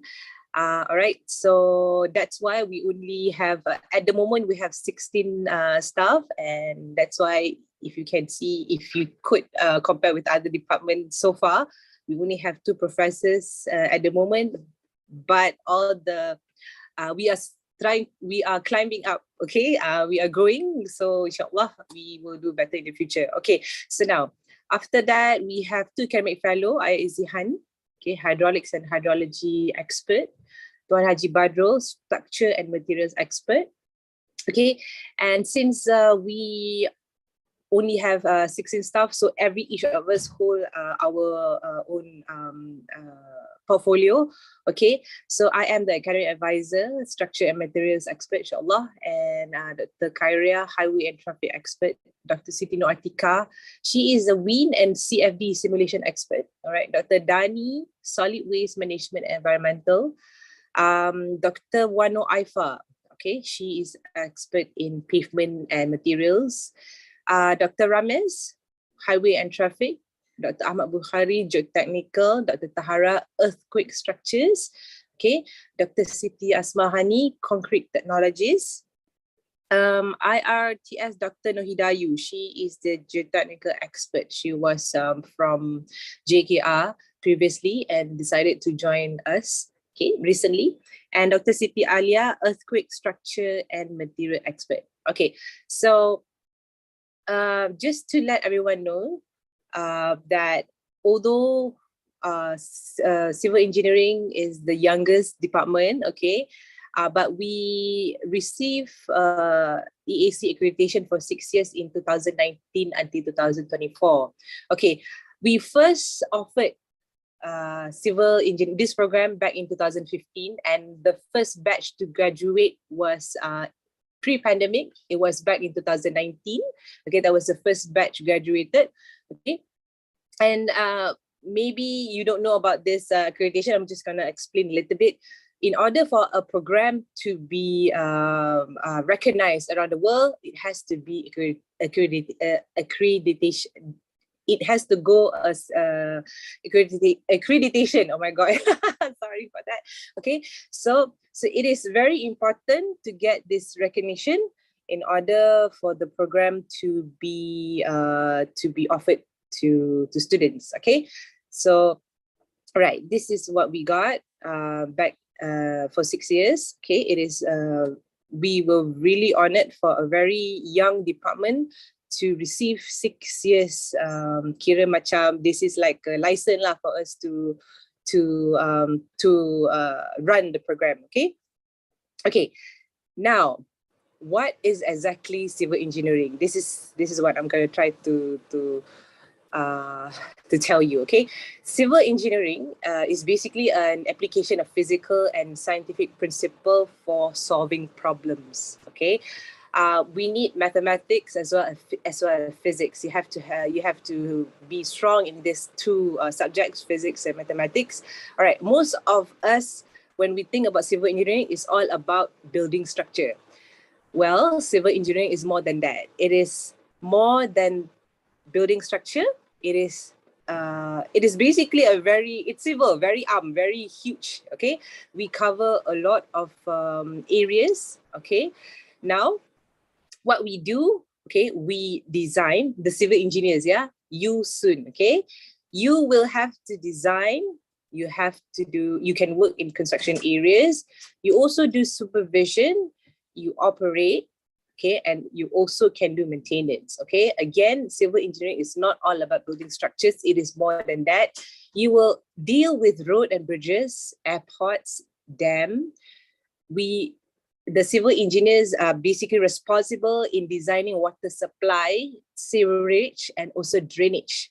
Okay, that's why civil engineering is very important. And for a developing country like us, okay, we are still developing, okay, Malaysia. So inshallah, you will have a job after you finish your degree, inshallah. Okay, because we cover a lot of areas, okay, building, road, bridges, airport, dam. This is just some of it, okay. So to make you understand better about civil engineering, okay, I'm gonna divide it into 3: superstructure, infrastructure, and also substructure. Superstructure, I need you to imagine to stand on the tanah lah kan, okay, earth, okay. Superstructure on the ground, okay. Superstructure is whatever from ground above, okay. So we as civil engineer, we basically cover all this: superstructure, infrastructure, and also substructure. So superstructure is whatever from ground above. So if it's a building structure, you will have to design beam, column, slab, trusses, walls, whatever on the ground above. That's your job as a superstructure or structure engineer. Infrastructure is whatever on the ground, okay. Road work, okay, drain, sewer, water supply, pavement materials, whatever on the ground. Infrastructure. Substructure is whatever on the ground below, from the ground below. So all geotechnical issues, foundations, all that, we call it as substructure. Okay, so along the way, when you learn or when you join civil engineering, we will let you experience all this. We will teach you all this superstructure, infrastructure, and substructures, okay, in 4 years. Hopefully that you can decide where you want to do or what you want to do, where you want to be and what you want to do when you work later. Okay, so now 5 areas in civil engineering, like I explained just now, okay, structural, construction, project management, geotech and materials, transportation, hydraulics, and water resources. These are the 5 main areas, and we compress it into 3 in civil engineering IUM, into structure, construction and materials, geotech and transportation, or we call it as geotrans, and water and environment. You will have the opportunity to choose what major you want to take during your final year, during your 4th year. Okay. Now, under teaching and learning, for all new students, in 4 years' times, you should be able, or you must finish 139 credit hours. Okay, you have to take 20 credit hours for uni core. Kulliyyah required courses about 14 credit hours. 90 core courses, okay, civil engineering core courses, 9 elective. These 9 elective is the majoring just now lah, the 3 majoring. We want our student to choose either you want to do structure, construction or materials, geotechnical or transportation, or you want to do environmental. Okay, these are the 9 credit hours that you have to pick major. Okay, and you are also have 6 credit hours free elective or extra courses. You will have to take extra courses from outside the Kulliyyah. All right, so this is very interesting. Okay, we also have mentee program in our Kulliyyah. Okay, also in civil engineering department. This program is basically as a support system to our students beyond classroom contact. Okay, just to let you know, it's we as the lecturers, okay, I'm the academic advisor. It's not about advising my students about academic matters only. I do, most of us, okay, we do also experience helping students more than that, personal issues. It can be anything under the sun, okay, and also we have also help students advise on which path to choose, okay. So that is where the mentee program all about. Okay, this is pre-pandemic. This is back in 2019. No mask at all. Everyone is free to do no social distancing. Okay, all right. We also have project-based learning for design sessions. Okay, we don't have like a one-way communication. It's all about two-way communication. Okay, we are trying to brush or communication skill for each of us, so each of our students, okay, so that our graduates will be able to speak well, okay, more confidence, okay, and also could get along easily with everybody, okay. So we emphasize on two-way communication.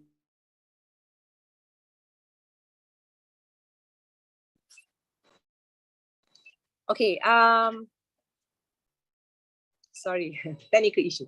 Okay, we also have problem-based learning. Okay, this is common to be done in all departments, I'm sure, but we always do a discussion with our students to solve current issues.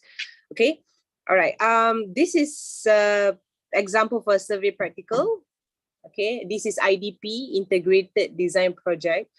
IDP is actually one course that is very crucial. Okay, you have to actually, you will take this IDP in your final year.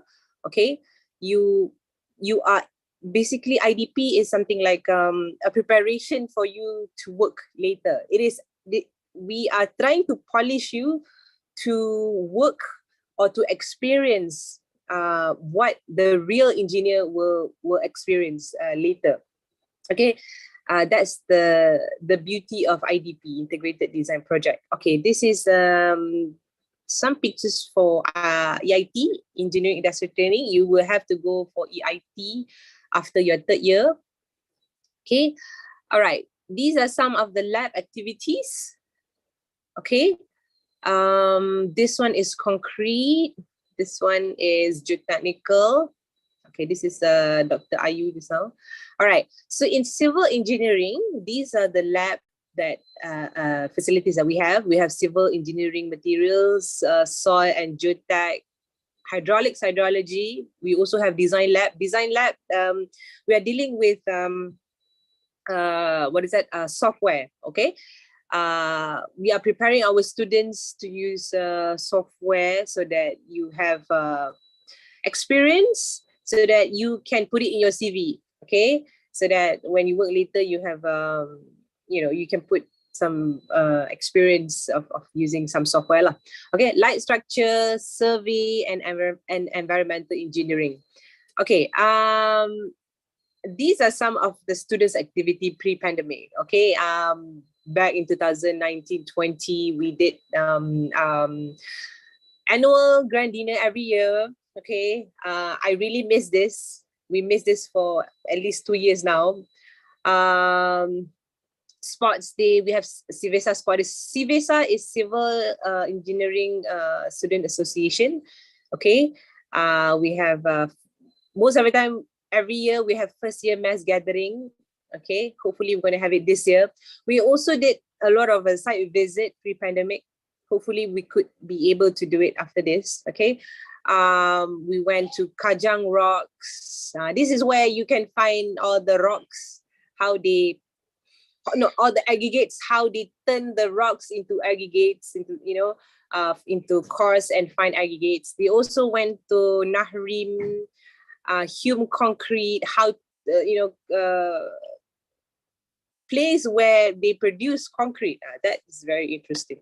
Okay, Batu Dam. Okay, they also went to Terminal Bersepadu Gombak, all this site visit. All right. During the pandemic, we also did some activities. Okay, this is mass gathering for first year students.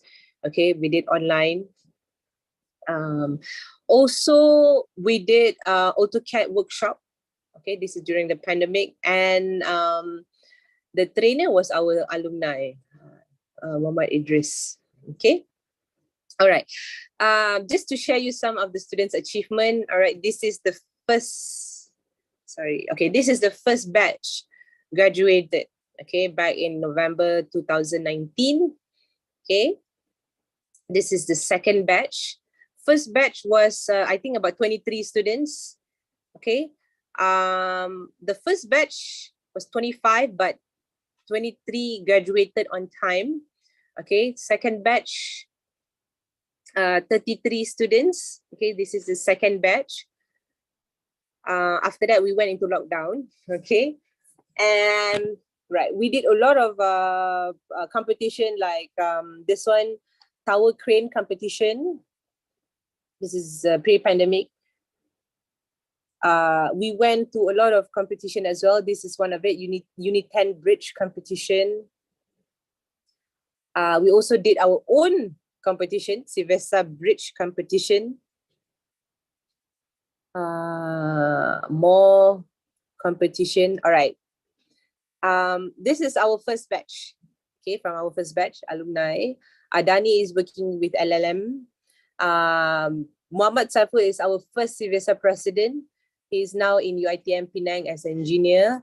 Hazwani, she is a CNS engineer working with architect. Okay, so to me, her job is very challenging because she is working with architect. Okay, next, some of our alumni, Siti Noliana is with Terasari Resources. Okay, just for your information, civil engineering is very broad. So we have a lot of different companies, small or big. So I cannot assure you that you can work with big companies. Okay, but working with small companies is not an issue as well. To me, there's pros and cons. When you work with big company, they will put you into one section and you will only focus at that one particular section only. Like if you were to design structure, you will only design beam slab, beam slab, beam slab. That's it. When you work with a small company, okay, you will have to do a lot of things. You will have to do structure. Sometimes you have to do infrastructure. Sometimes if you do infrastructure, if you work in big company, your job is to just design road and sewer, a road and drainage. That's it for 5 years. Okay, that's too much. Maybe for 1 year, road and drainage, that's all. If you work with a small company, you will have to design everything. Earthwork, road, sewer, water. So the experience is different when you work with small companies. So since Malaysia is a developing country, so to me, there's no issues. That's why you see name of company here, Terasari Resources, Euroterra CMP, Opus International.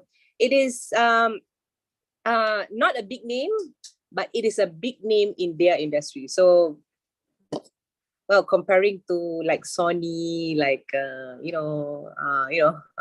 other companies, right?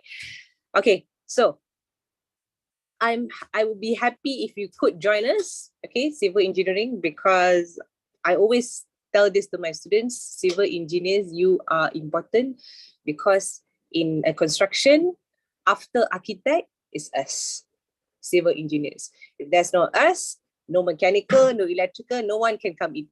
Okay, so after architect is us. So that's why civil engineer is important, since we are still a developing country. So let's be part of our family.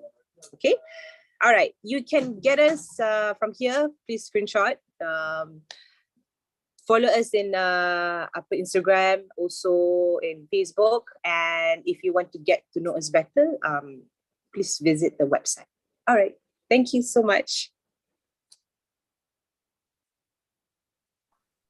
Alhamdulillah, thank you so much, Dr. Nadia. So we are now halfway through the session. The next department will be the Department of Chemical Engineering. Let us then welcome Dr. Muhammad Firdaus bin Abdul Wahab, our academic advisor, on the screen.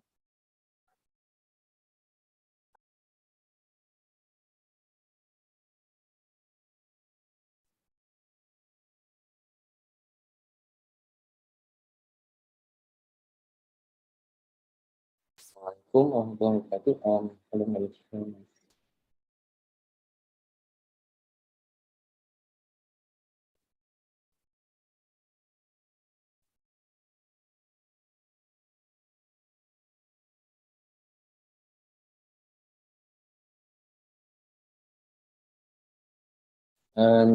Can everyone see the slide?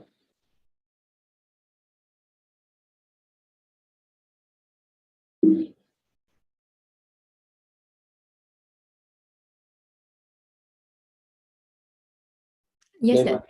yeah, okay. Dr. Firdaus, kita orang nampak presenter view. Not the slide, nampak presenter view. Okay, set now.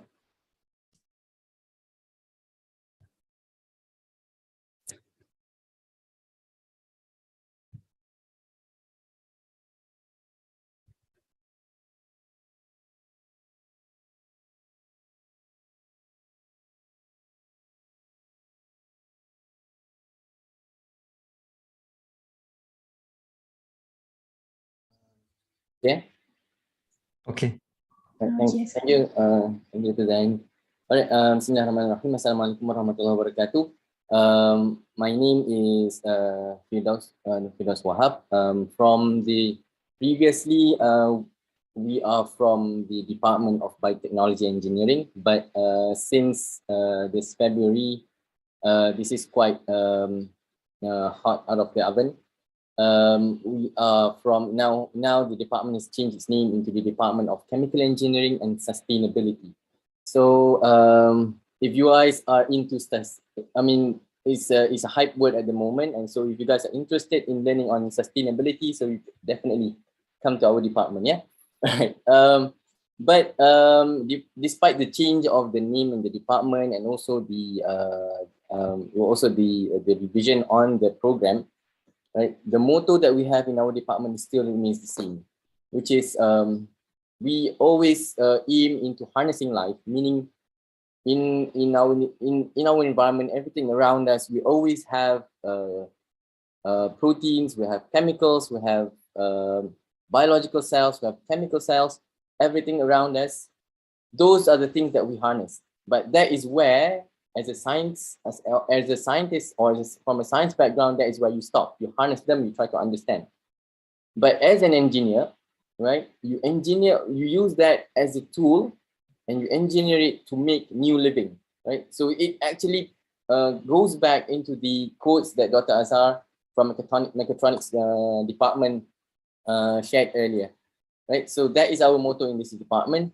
Now, little background on our program, right? The Bachelor of Engineering in Chemical with honors, since the last since 2000 year 2000, right? That was the first intake where we had our bachelor in biochemical biotechnology engineering program.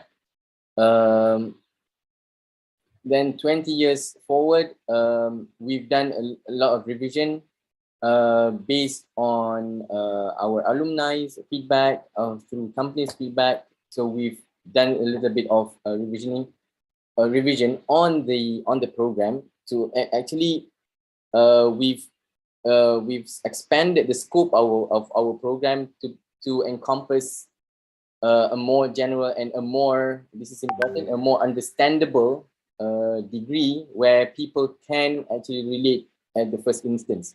Not to say that, not to undermine the program before, because I myself am an alumni of this program, the Bachelor of Biochemical and Biotechnology Engineering program. Previously, the students, the graduates from this program, they apply to jobs. The benefit or the strength of our alumni or our graduates were not obvious in the first instance. Only after they get employed, then suddenly we get feedback from companies saying that, oh, your students actually know this better than the others. Your students know this elements of biotech.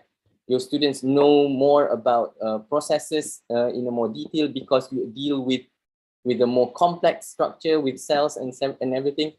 And that appreciation only comes after the students get employed.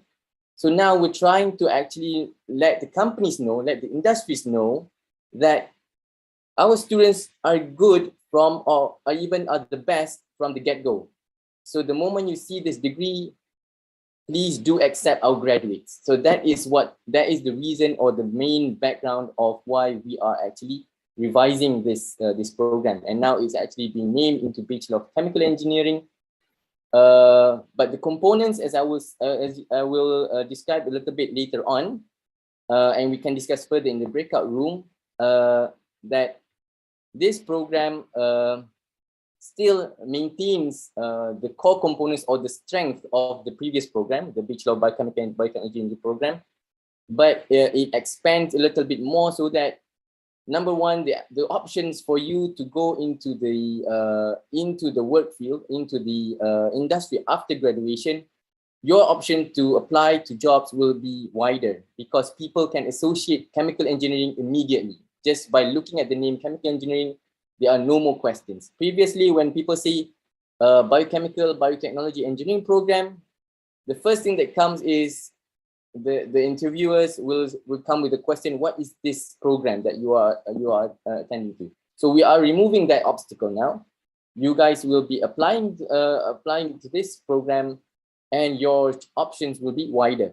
Secondly, we are expanding towards the demand of the market, and I will show you some future or market trends, which based from my Google search on market trends, and also from me asking my friends from outside in the companies, there are a lot of future trends that's actually demanding for chemical engineering students, right?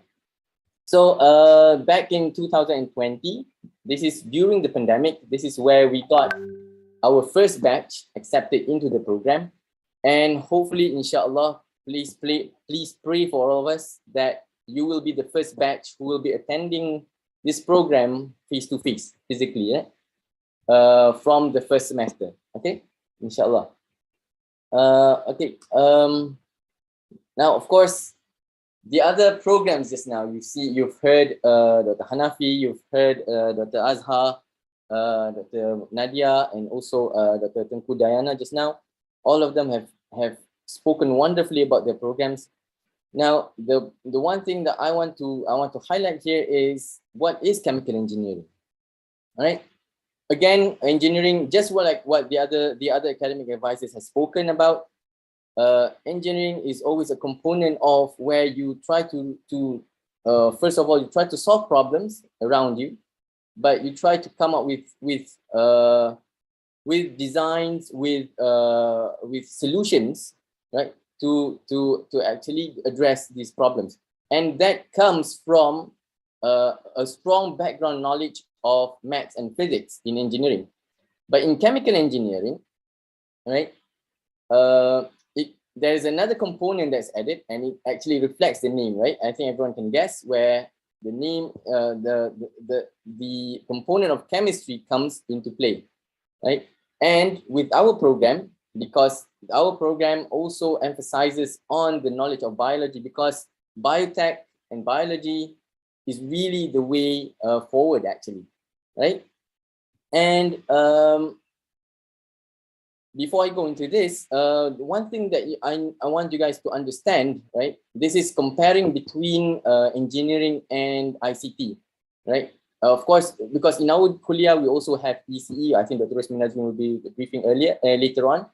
But when you have data, right? Data to a computer is just data. It's just numbers, right? It's as if you have in your Excel sheet, you have in your spreadsheet numbers 1.2, 1.0, 0.1, 0.1. Those are numbers for the computers. But how do you interpret those data into a meaningful into a meaningful value that can be translated into our life, that can affect our life? That is where engineering comes in. That is where the engineering mind comes into play, right? Interpretation requires your a good fundamental knowledge, and that fundamental knowledge is where we are trying to build for you guys in the engineering program, regardless of whatever program that we are talking about. Okay. Now into chemical engineering, the industry that feeds into chemical engineering is very, very vast. If you see just now, Dr. Asa was relating mechatronics with mechanical, electrical, and I can't remember the other one. Was it manufacturing? But nothing can actually replace chemical engineering, because chemical engineering is the basic background where we start to put into chemistry into play, and with the fundamental knowledge of chemistry and also biology, that is where life starts to begin. Even the life of a robot requires battery, that requires electrochemistry, that requires chemical engineering.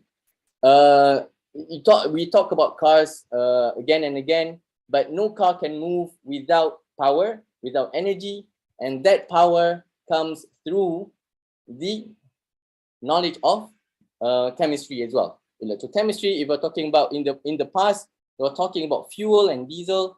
That is those are all like petrochemicals. Those are all in the chemical engineering field.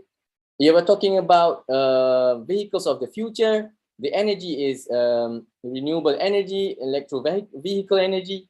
Those comes from batteries, which is the fundamental is still the electrochemical properties of materials, of chemicals. So that is where the strength of chemical engineering comes in. That is why your understanding, right? Not only it will complement the other fields, right? Civil, mechanical, mechatronics, it will complement those fields, and also it can actually nourish the other programs as well, right? So it could be either engineering or technological fields, but the choice is yours, because the scope is really, really wide when you come with a chemical engineering background. Now, what are the courses that is I'm just going to highlight some of the main courses that's actually offered in our program. But in the field of in our program, right, there are three concentration or three streams that we focus on. Number one is in product development, like food development or agrochemicals development, and also in terms of chemical synthesis. Those are the first stream that we focus into, and these are the core subjects that actually feed into. These are the core courses that feed into these streamline, which is in the product development. So you will learn separation process. Of course, separation process is just a catchy word for mass transfer. All right. So I think the moment you go into our program, you will see that from the first year all the way till the fourth year, you will be learning step by step, more or less the similar thing, a similar background, but with add-ons as you go along into your fourth year. So that is where this program is being tailored into to provide you this background so that you have the knowledge to use later on when after your graduation. So this is the first field, which is in the field of product development. The second field is, of course, if you look outside, if you go through in the industrial area, there's always a lot of factories that goes along. These factories could be either factories that produces microchips, either if it could be an industry that produces cements. It could be a process that produces biopharmaceuticals. It could be a process or industry that produces fuels or petrochemicals. All these are just processes. Right? What happens at the background is more or less similar, and therefore that is why this is the second stream that we are introducing in our program, which is in terms of process integration and process development. Again, the courses that I wrote here, it could be an overlap between the courses in the first stream just now in the product development, but the connection of these core courses, of course, it always overlaps with each other. But this is the second stream, is what we call as a process development or process integration, because out there's a lot of demand for process engineers. The moment someone has an idea, a brain spark that they want to produce something, right, and they want to produce it in a large scale so that they can actually market it out, that moment a process engineer is already needed, right?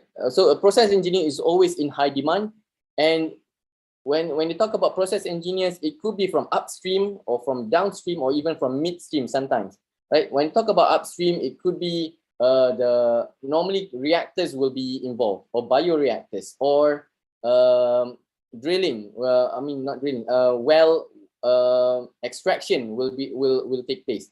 Or if it goes about into downstream processes, downstream processes normally is where you try to get a high purity product at the end of the line. And that downstream processes could involve either a distillation column. If you guys have gone through some of the petrochemical factories, right? If those who are in Turkey, you might have gone through the refinery, the refinery complex. All those big tall towers, those are distillation columns that normally we chemical engineers actually design, operate, and maintain. Those are always the three tasks that normally is expected. In the design development, you involved in the simulation. You are involved in the unit operation testing from the lab scale, and then you are involved in the upscaling of the unit operation, and then you will also be involved in the operation. The operation normally involves controlling, right? Only you as only chemical engineers will have the knowledge to know this process needs to reach to what level for it to be in a steady state or in a steady stream, so that the processes can operate safely, right? The moment the operation is not controlled properly, that is where you start getting factories burning out, blasting out. Those are the problems that comes, and those are actually the responsibility of chemical engineers as part of the team to advise and also to test for processes, so that to ensure that these processes operates safely and properly. So that is the second stream, which is in chemical processes, or process integration and process development. So that is the second stream that we have in our program. Thirdly, of course, talking about addressing the problem of climate change and also renewable energy, when we're talking about biotechnology and also in the development of biopharmaceuticals. The third one is in terms of environmental engineering. All right, and this stream traditionally if you look in other universities, some of them park this component under civil engineering. But nowadays, a lot of them has been shifted into chemical engineering, and we are not different to that, because the knowledge of chemical engineering that you've built in the first and second year, the moment you go into your mainstream, into your majoring, you will have a good background, and then you only need to understand the components of environmental engineering in order to become an environmental engineer, because environmental engineering is also a specialization that is actually in high demand now, especially when you talk about people who's looking into solutions which are which requires monitoring of the environment, either in pollution or in treatment, water treatment. And also, if we're talking about renewable energy, you're talking about people in this mainstream as well. All right, so we have these three streams.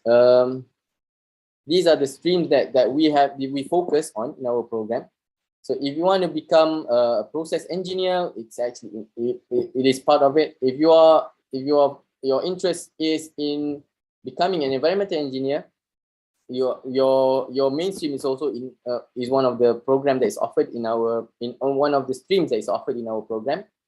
And if you are looking into becoming a biotech engineer, like our previous alumnus or biochemical engineers, that one is still that offer is still available, right? And of course, with the current pandemic, suddenly the rise of biotech engineers and pharmaceutical engineers are on the rise, because people are talking about vaccine development, people are talking about healthcare sensors development, because now people are talking about, you know, the self-sensor kits that you guys are using. Those are actually a product from biotech engineering field, because we understand how the spike proteins attach to the receptors, and we can use those receptors.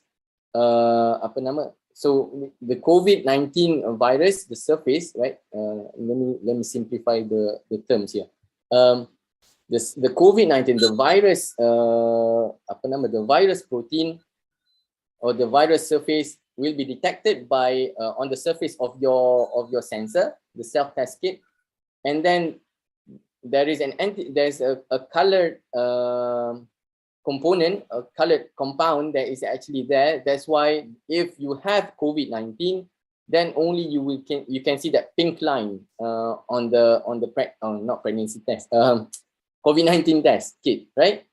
So that knowledge there requires a background in biotech, because you need to know which part of the COVID-19 that we are talking about. We're not talking about detecting the whole COVID-19, but just a small part of it, and how do we understand the detection itself, right? Whether the pink line is what does it mean that you are actually positive or negative, or whether you can actually transmit or not when you're even positive. Those are the basic knowledge in the biotech area. So developing those kind of sensors, those are also in the mainstream that we offer here in the program. But nonetheless, right, if you want to have your options open, you want to go around and say that I'm a chemical engineer, definitely that offer is on the table, right? Because we offer these electives that focuses on our streams, but you are free to choose whatever elective that you want to choose in your when you come and join us later on. All right. So those are in the programs. And now in terms of students in development, so I myself personally, I'm so proud of our students, because our students are always active. They are also involved in the robotics, robo team, the one that Dr. Hanafi mentioned and Dr. Azam mentioned just now. But we also have our own competitions that we are involved in. Of course, prior to COVID-19, prior to the pandemic, with the freedom of movement later on, previously, there were a lot of visits that we did, and then there were also a lot of competitions that we involved. but I just want to highlight two competitions. The first one was I think was the Olympiad Nanotechnology Malaysia. So this one I think Dr. Asma just now mentioned as well. So I'm sorry, Madam MC, if I'm repeating this, but this is we have been participating, or our students have been participating in this competition since the beginning of the competition in 2018. And we have always, every year, we have always got winners. But of course, last year was the pinnacle of it when Sister Aina received a gold medal. Previously, we got silver and bronze medal. But last year was the highlight of the achievement. Now, talking about highlight of achievement, we have also involvement in a chemical competition. This chemical competition is a national level organized by the Institution of Engineers Malaysia.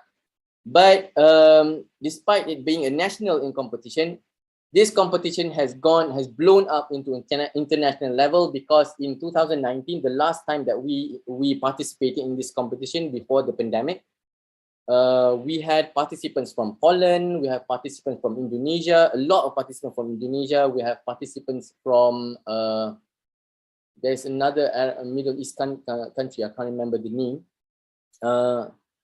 But in this competition, particularly in 2019, although we have participated since 2015 and we've collected several achievements, but in 2019 we came out as out of the 72 competitors. It was the first time that UIA was one of the top 10 achievers or winners in the chemical competition.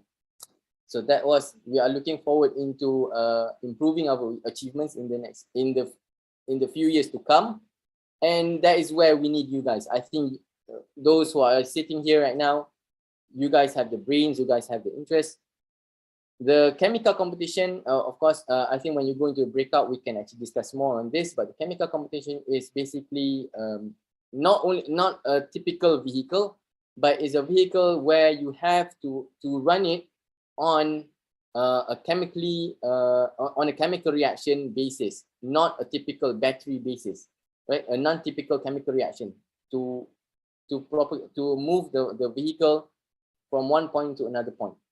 But we can discuss later on the details if you're interested when we go into the breakout rooms.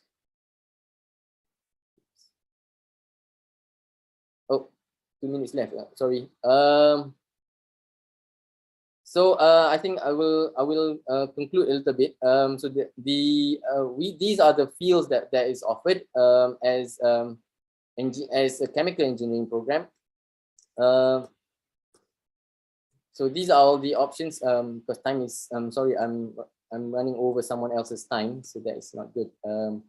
So these are the one in orange. Those are actually options that you can actually go specifically for chemical engineers, but you can go any field that you want.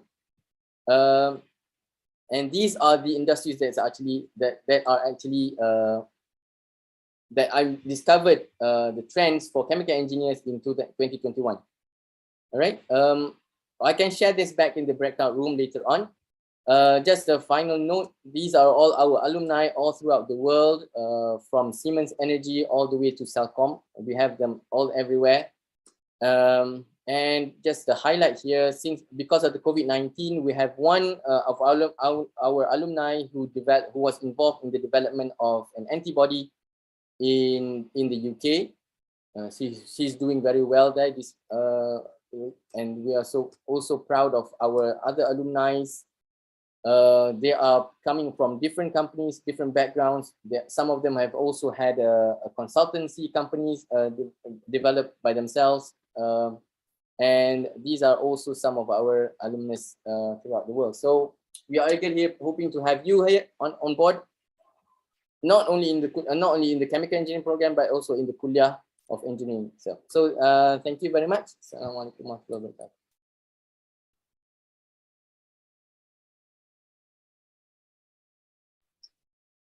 Waalaikumsalam warahmatullahi wabarakatuh. Alhamdulillah, thank you very much, Dr. Firdaus, on the brief introduction of our new majoring, chemical engineering. Now, attention to future manufacturing engineering students. Let us listen to the briefing by the representative of the Academic Advisor of Manufacturing Engineering, Dr. Nur Aiman bin Sukinda. Please welcome Dr. Aiman on the screen.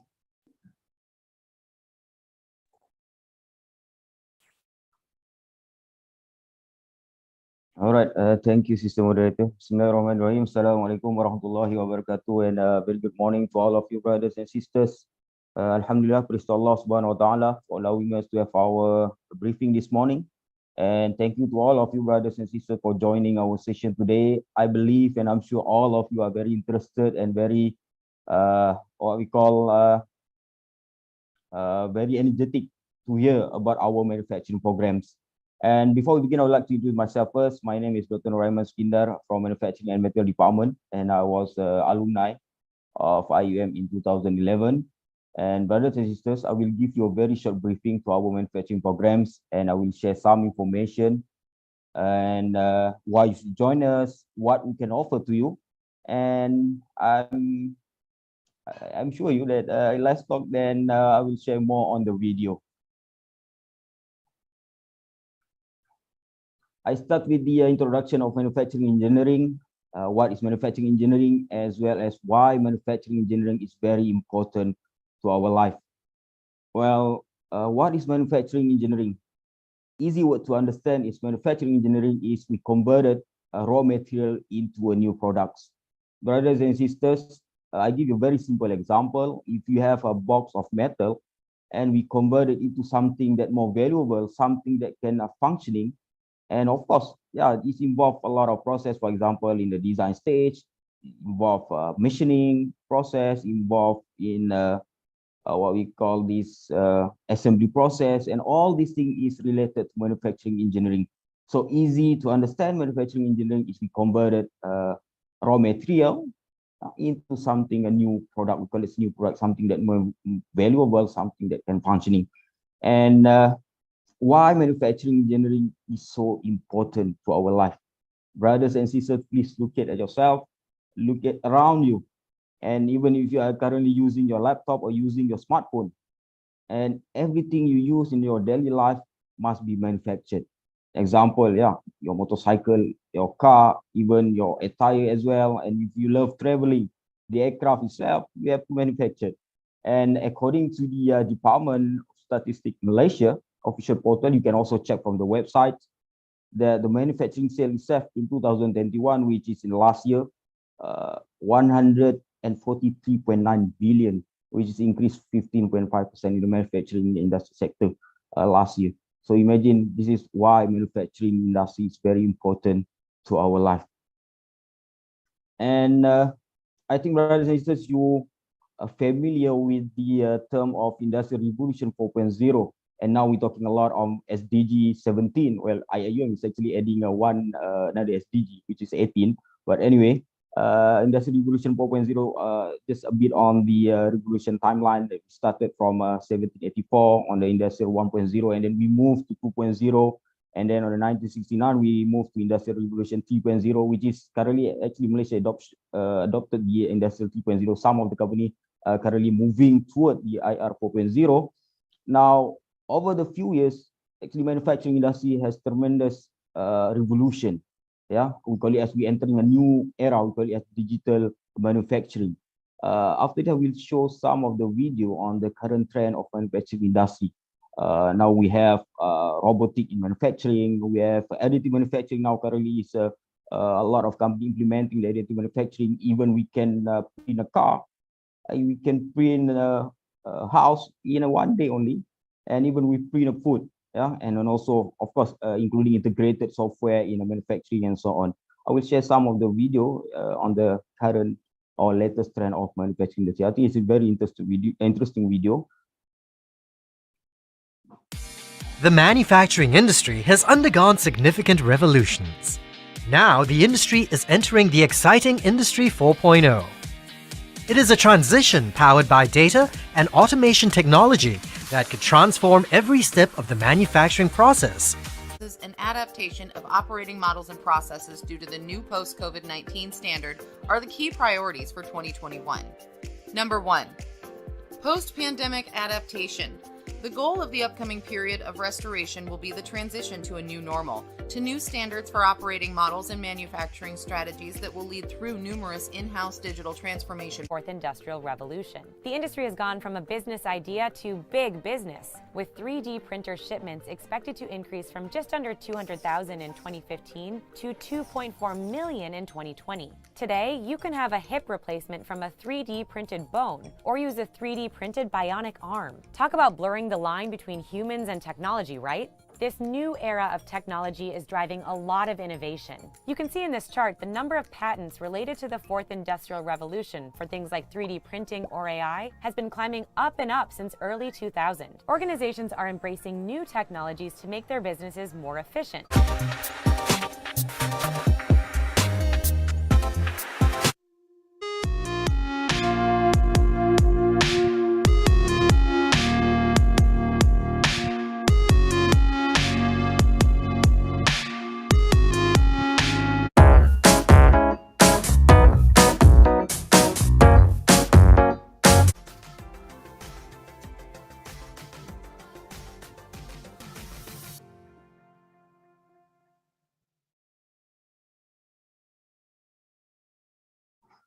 All right, brothers and sisters. So this is actually a current trend of our manufacturing industry right now.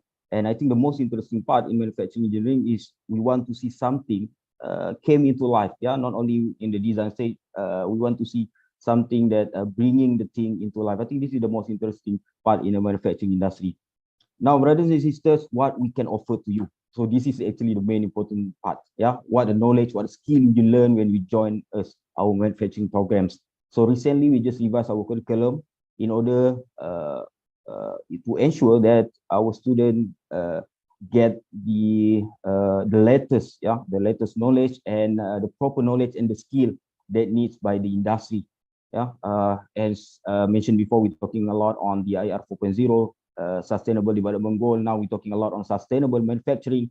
So all these things is very important. So that's why we revise our curriculum to ensure that in line with the industrial needs.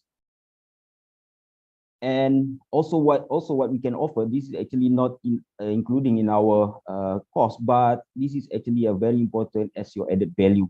We also offer professional certificate. Recently we have our collaboration MOA with our this is actually international company, a Moldec company from Taiwan. They offered our student free of charge professional certificate. We have conducted several workshops, two workshops actually, and this is very important related to FEA design and FEA analysis. Yeah, and of course you have the workshop, the training, and you have the exam after that. And this is also very important for the student as added value. We need a skill. Yeah, now currently the industry need a skill, not only the theoretical knowledge but the skill as well. So that's why we provide the workshop and training and provide the professional certificate for you, for the student, to add as added value for you. And also we have a lot of industrial collaboration, active industrial collaboration, and some of our students doing a project with industry during their study, which is very good to ensure that they get the early experience, exposure to our industrial environment later on. So this is our effort in our manufacturing program to give the best to our students, so that you can get you can equip yourself, yeah, with the proper knowledge, proper skills, so that you can fulfill the demand from the industry. And this is actually some of our facilities, not all. Please come and join our program. You can see a lot of facilities that we have. And before I finish our briefing, I would like to show some of the final video.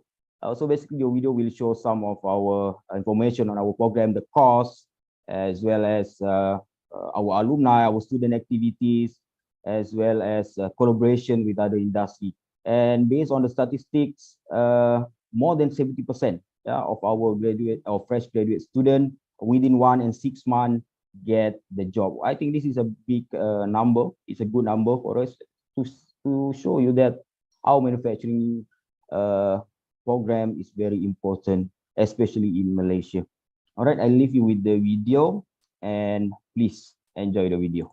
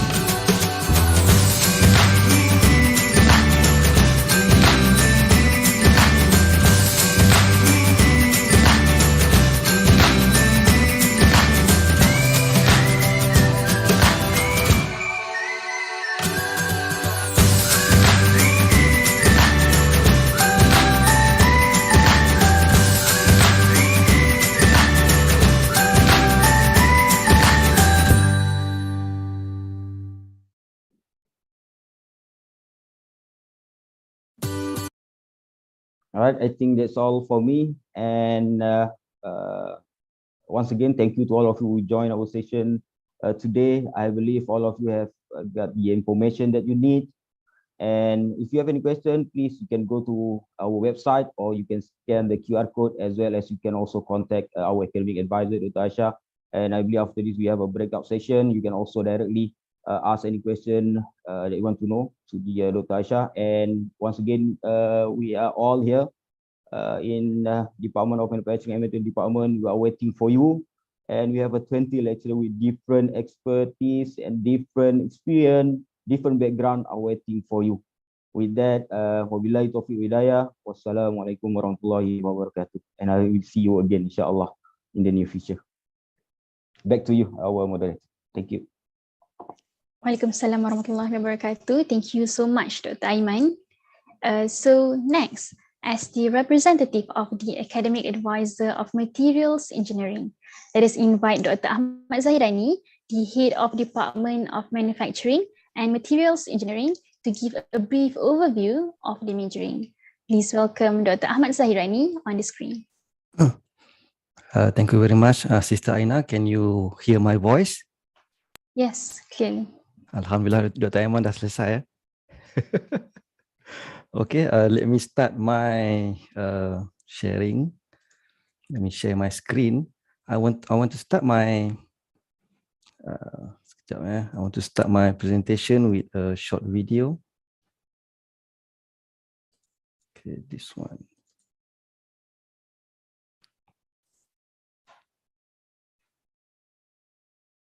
Can you hear the sound?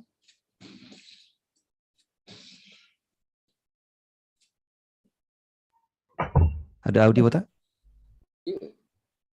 Kuat saya.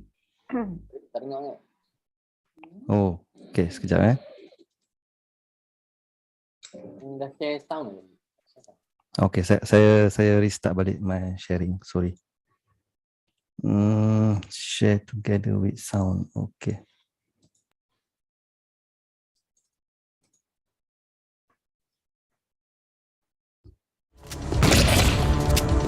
Okay, dengar eh.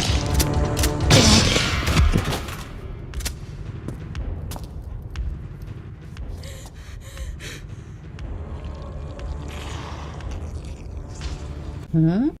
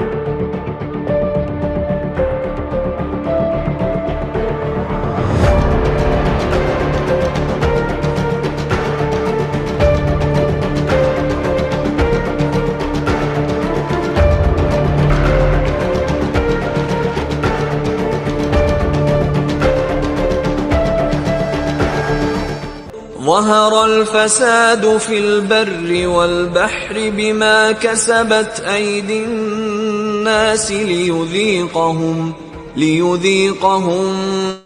بعض الذي عملوا لعلهم يرجعون.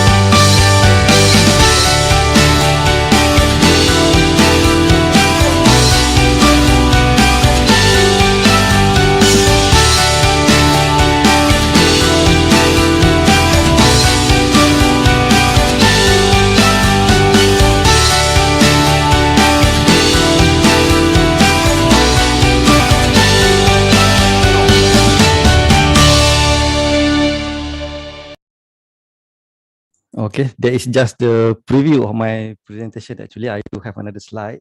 So thank you very much to Professor Zuraida for preparing the presentation. So let me start my slide. But before that, I would like to introduce myself first. My name is Ahmad Zahrani bin Ahmad Zahar, representative from the program Materials Engineering from Kulliyyah of Engineering. I would like to thank Engineers ANC for organizing this Diskoe event so that we can have a proper platform to share with our prospective student. To the student of CFS Gambang, Assalamualaikum warahmatullahi wabarakatuh. Apa khabar semua? Harap semuanya sihat hari ini. Okay, can you see my screen? Boleh ya? So the date today is 26th of February 2022. What I show in this slide over here is the photography of your alumni, of our alumni, IUM alumni. And I would say maybe 4 or 5 years from now, 2026 or 2027, those of you who are at CFS are going to have similar picture like this. I think it is very clear as of right now, you have you have your own target in your own mind. What do you want to achieve in the long term? In 4 or 5 years, I could say that for everyone at CFS Gambang, this is what is your dream. This is what you want to achieve. Although getting a degree is very important, it's quite important, but I would like to stress that what's more important than the destination is the journey itself. So in materials engineering, we acknowledge that the journey of a student to get the degree, we would say is very important rather than the destination itself. We already have several presentations previously. I think I'm the second last. For my presentation, I will not give too much technical detail. I just want to share. I think you guys are pretty smart about everything, especially in terms of the internet. I think you know what to find on the internet, especially related to engineering courses. But allow me to have a few moments to share about materials engineering program. And I want to share something that you cannot find on the internet. I think materials engineering, you can find a lot of information on the internet, but for today's presentation, I'll be covering a little bit about the program, and the rest is something that's specific to IUM and our alumni. So to put it simply, for engineering, materials engineering is very important, because without material, there cannot be engineering. If we go for any type of application, any type of field, every single one of them need to have material. Materials engineering is considered to be a backbone to other industry, and very important to development of technology. No matter what the application is, whether it is aerospace, shipbuilding, construction, semiconductor, metal and sheet, plastic, automotive, petrochemical, and oil and gas, materials engineering is important. And the application of material engineering are very broad, started from covering from medical application, sport accessories, automotive, and also energy or renewable energy. So this is all the opportunities that waiting for you should you be interested in materials engineering. You can join the industry, become a consultant, or to pursue research in education. One of the example, the simplest example I can show you is about the application of materials engineering is the phone. We have come a long way. We have come a long way in respect of mobile phones, starting in early 2000, and now we have a very tough material used as the screen for the phone.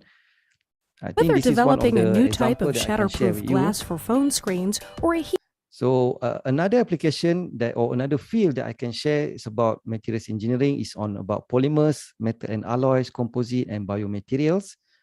You can see in the slide that there is numerous application. I will not go into detail about each of these because I prefer to keep the presentation a bit casual, because I think students already gone a lot of information.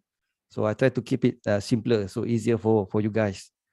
And for materials engineering, once you have new materials, give you prosperity, growth, it provide multidisciplinary areas, give you new technology and also improvement to quality of life.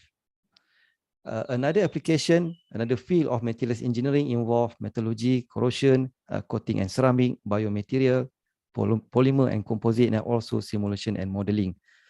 These are the field that has been covered in our curriculum in IIUM. So this is the university curriculum flowchart for the whole 4 years of academic should you enroll in materials engineering. For your information, we do have the detailed information in our website. I will not go to explain into detail because it will take too much time. Rather just to show some pictures which should be much more interesting. I want to take this opportunity to share some of the financial options. If you want to pursue it, it's up to you. And this one applies to all engineering areas in all universities. For financial option, you can apply for PIDN, beasiswa JPA or tabung PTPTN. For your information, there are some private companies such as Petronas that offer scholarship as well, but it is quite limited to the student outside of UTP, but still you can apply. So I think it's good if you can explore this option right now, because later on it's going to be very beneficial to you to have a scholarship. All right, so I'm going to share a little bit on the job prospect for materials engineering. As you can see from the slide, the job prospect for materials engineering is very huge. In 2018, 2 years back, materials engineering, we do have the highest number of employment graduate, which is higher than 80%, as you can see from the slide. 80% is the standard set by the ministry. And in 2018, we are able to achieve 84.1%, meaning that 6 months after graduation, 84.1% of materials engineering graduation successfully secure a job. So in terms of jobs prospectus, I think we have no problem with that. And you can see that there is a lot of multinational company that materials engineer can go into, such as Shell, On Semiconductor, Intel, Petronas, and also Sirim. Me, myself, after I graduate my master, I work as a reliability engineer in Intel for 1 year, and we do have a few number of alumni who are currently working at Intel right now as we speak.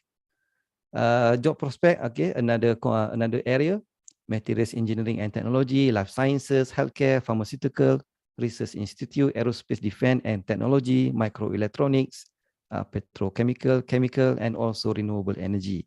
Like I said previously, in any engineering application, whether it is construction, microelectronic, aerospace, automotive, they do require someone to be expert in materials engineering.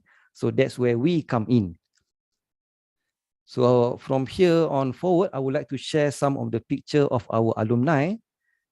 I prepared quite a number of them, of the pictures. So the first one we have Fadirul, Ashraf, Shafi, and Fitri. This one, they are currently working at Top Glove. Interesting about them is that they started as friends daripada CFS sampai ke degree, and now they are working together at the same company. Then we have Nick Amani working as a steel structure drafter and detailer. We have Shazwan. Shazwan is my FYP student during 2018, if I'm not mistaken. Currently working at Nihon Superior. Dia buat soldering material. And then we have Fidaus. This one, he is currently working as dekat dalam industri ceramik to design the glaze. Kalau kita pergi ke apa, IKEA ataupun pinggan yang mahal-mahal ni, we can see that there is a thin layer of glass on top of the plate. So that one is called glazing. Okay, so this company are responsible to design the formulation of glazing and how to apply correctly so that it can give a very good aesthetic value to the product. Next, we have Burhanuddin, currently working in oil and gas, and also Ahmad Hamzi Siddiq. So in material engineering, it is also possible to work in oil and gas area, which is, I think all of you know, the salary is very high compared to the other job. You can see there is some information over there, so just skip it. And then we have Jajarina working at Innovative Oil Field. And then we have Mr. Ridwan. Mr. Ridwan is the first batch of materials engineering, currently working at Petrofac. And all of these alumni are still communicating with us. We do have a program with our alumni regularly. Before the PKP begin, before the pandemic begin. And the next one, we have Fitri, like I said, working in Intel as a process and equipment manager. Then we have Uswa, her full name is Uswatun, currently working at SGM Management Sdn Bhd. Then we have Hilmi over here. Hilmi is our undergrad student. Then he pursued his master at UKM. And then he was seconded or attached at Japan for quite some time, the International Center for Material Nano Architectonics. Hopefully I put it the right way. Okay, so and then we have Dalila Shairah working at Proton Holding. Then we have Husaini working at Red Light Industries Sdn Bhd as a QC and QA engineer, quality assurance or quality control engineer. We do have Amirah, Tercom Engineering Services. Then I would like to highlight some of our staff currently. This is our alumni, now working as a lecturer or assistant professor at the Department of Materials Engineering Program. Dr. Nur Huda is an IIM student previously, was an IIM student, doing PhD in University of Sheffield and currently serving as a lecturer. Then we have Dr. Shazwani. She completed her PhD at University of Manchester. Okay, I apologize for the typo. Batch 2010. And then we have Dr. Laila, who completed her PhD in Japan. Okay, for her lecturer and postdoc, currently working in IIUM.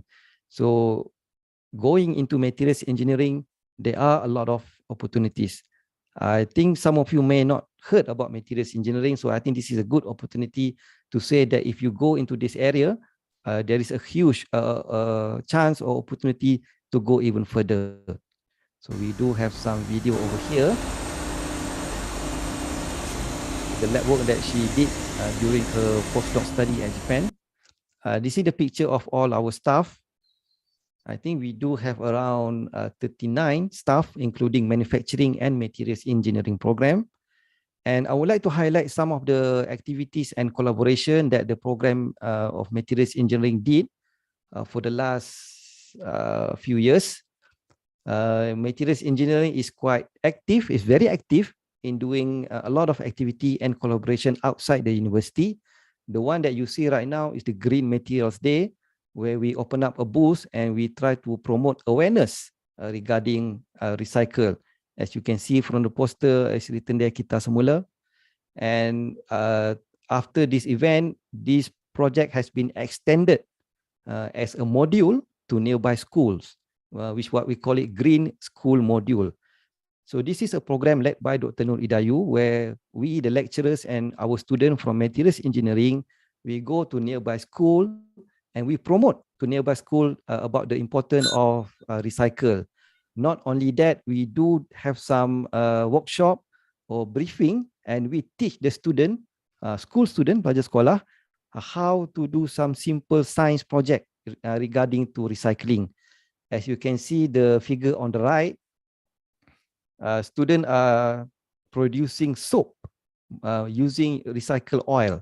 So minyak-minyak yang kat rumah yang mana tak pakai tu, we turn it into soap yang mana bukannya untuk sabun mandi tapi boleh pakai untuk cuci dishes.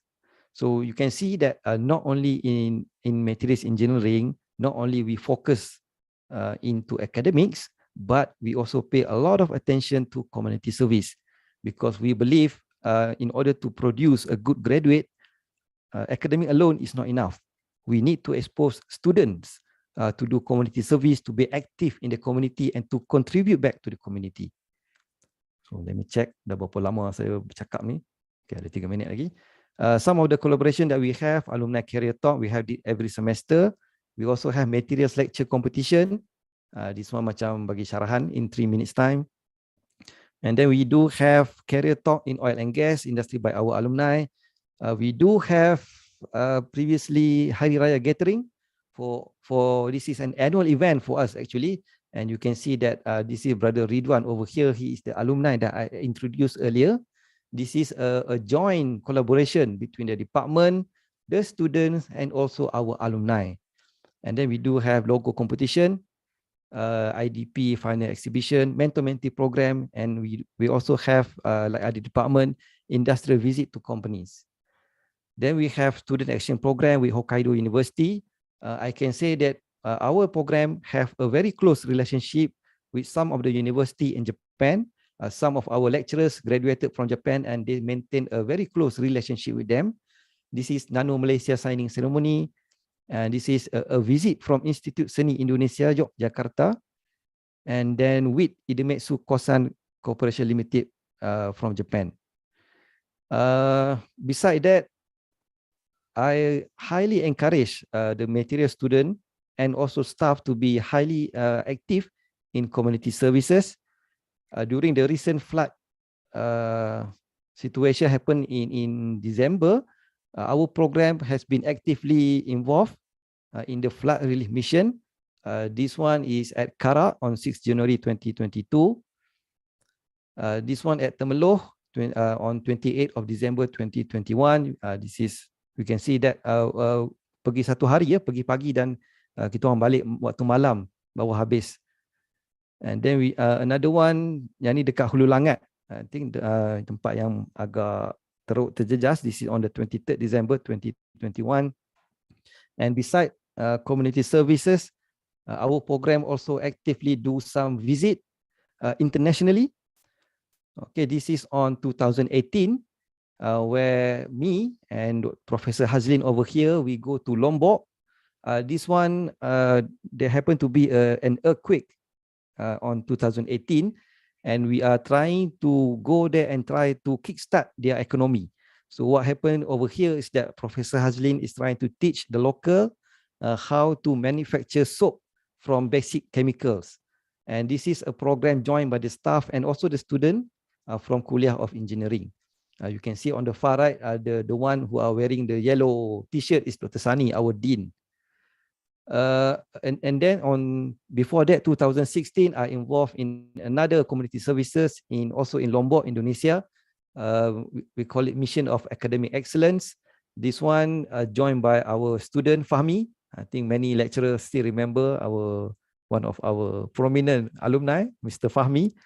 This one we go to Lombok, we go to they call it pesantren ataupun sekolah agama, and we teach them some science and English for them. And then on 2014, we do organize Germany mobility program at German. This is a student drive activity, meaning that the majority who organized the visit was the student. I was simply the accompanying officer, and you can see we kita sempatlah visit to Signal Iduna Park. Waktu ni Halan belum ada lagi dekat sini ya. So I just want to say that in materials engineering program, not only we focus on academics, but the extracurricular activity is also important. Nowadays, when you go for interview, not only the employer will look into your CV, into your transcript, but they will also ask, what have you did? What have you contribute to the society? What have you contribute to the community during your study? So if you are interested if you are the kind of people who like to contribute back to the community, I believe materials engineering program are the one for you. Therefore, I would like to take this opportunity to invite all of you to come and join us in materials engineering program. So once you join, this is our website. We put every single photo of our student in our website because I believe that we are a part of a bigger family. So I think only our program, our department did this. We recognize them as a part of our family. And I think that is the end of my presentation. But I do still have something I want to share. In 2021, IIUM introduced SAF. I think all of you might heard about this. I just want to say that in materials engineering, we do have a Sejahtera Engineer in Society initiative. This one is to align with the SAF directive given by the university, where we believe in producing the leader of the Ummah. It is not enough just to have the education inside of the classroom. The education must be done everywhere, inside and outside of the classroom. So like I said, we go back to the first picture that I share with you. The journey itself is much more important than the destination. I believe some of you are having a dilemma right now. What kind of courses that you want to choose? And I can say that whatever you choose is going to give a lot of impact into your future later on.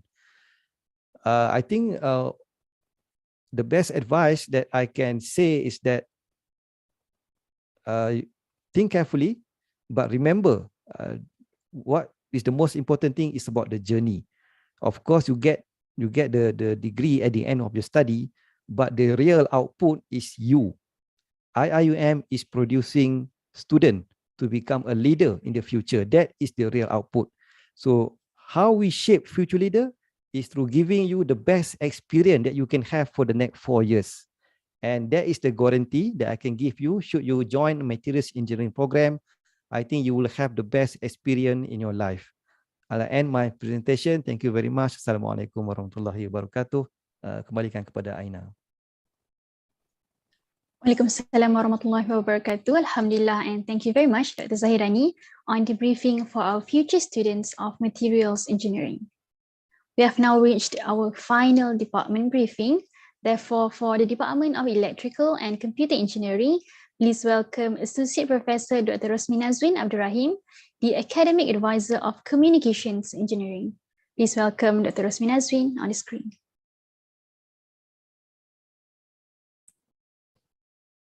Okay, Assalamualaikum warahmatullahi wabarakatuh. Am I audible? Yes. All right. Okay, thank you so much, Sister Aina, as the MC for today.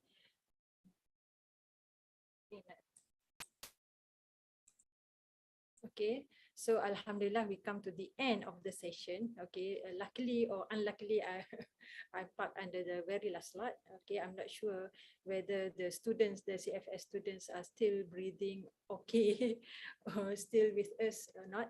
But before I proceed further, I would like to check, okay, all our CFS students here, okay, whether you are still here or not, okay. So I'm just showing you this picture. Then I would like to know what comes to your mind when you see this picture.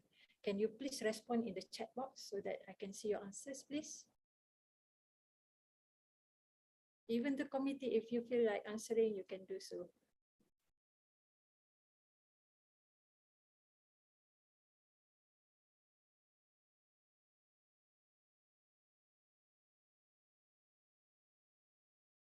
Anyone? What comes to your mind when you see this picture? Electronics. Sorry? Electronics. Electronics. Okay, thank you, sister. Then some in the chat box, some are saying connectivity, technology, artificial intelligence. Okay, these are the keywords actually. Okay, when we talk about Bachelor of Electrical and Electronics Engineering. Thank you so much, students. How about this picture?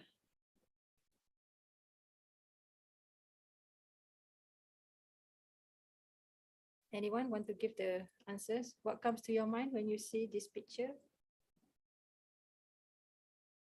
Complex, electric current, electricity, power. Okay, very good.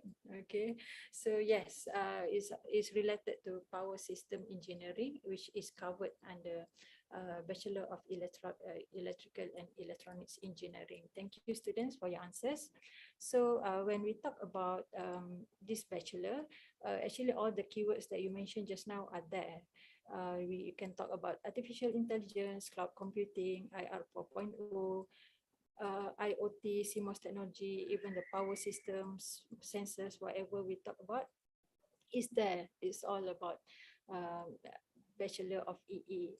Then here in our department, we have Bachelor of Electrical and Electronics Engineering with honors, with 4 specializations. Just to mention to you guys, actually we started out with 2 programs. We started out with computer and information engineering as well as communications engineering. But now, after receiving feedback from our industry, from the alumni, the students, so we restructure our program. So we come out with 1 bachelor degree, which is Bachelor of Electrical and Electronics Engineering with 4 specializations, CIE, Computer and Information Engineering, Communications Engineering, Microelectronics Engineering, as well as Power System Engineering. So you might be wondering, because you have gone through all the mechatronics engineering, mechanical engineering, material engineering that have been shared by our AA just now, how different the program is from other programs. Okay, so basically I would say that here in KOE, Kulliyyah of Engineering, all our programs, we are like siblings. Okay, sometimes we quarrel a bit, ada ke tak ada kot kan Dr. Zahira ni, but like siblings, most of the time we support each other, we complement each other. Okay, when you talk about like a big system, a big robotic system, yes, it is very much with mechatronics, but the heart of the system actually belongs to ECE, electrical electronics, because we are dealing with all the electronic components, we are dealing with the systems, electronic system, as well as we are dealing with all the coding involved in the system.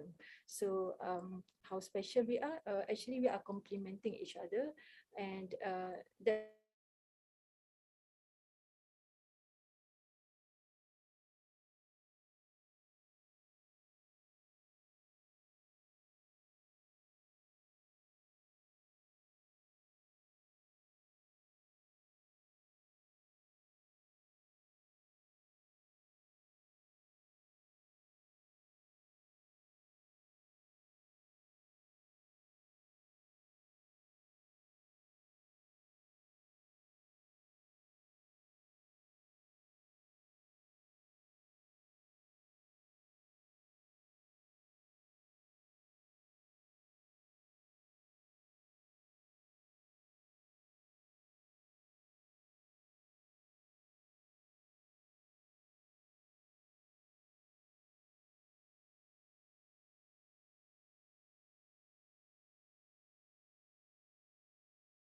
I think there's a technical issue on Dr. Asmin Azwin's part. So to all participants, kindly wait for a few minutes for it to be resolved. Thank you.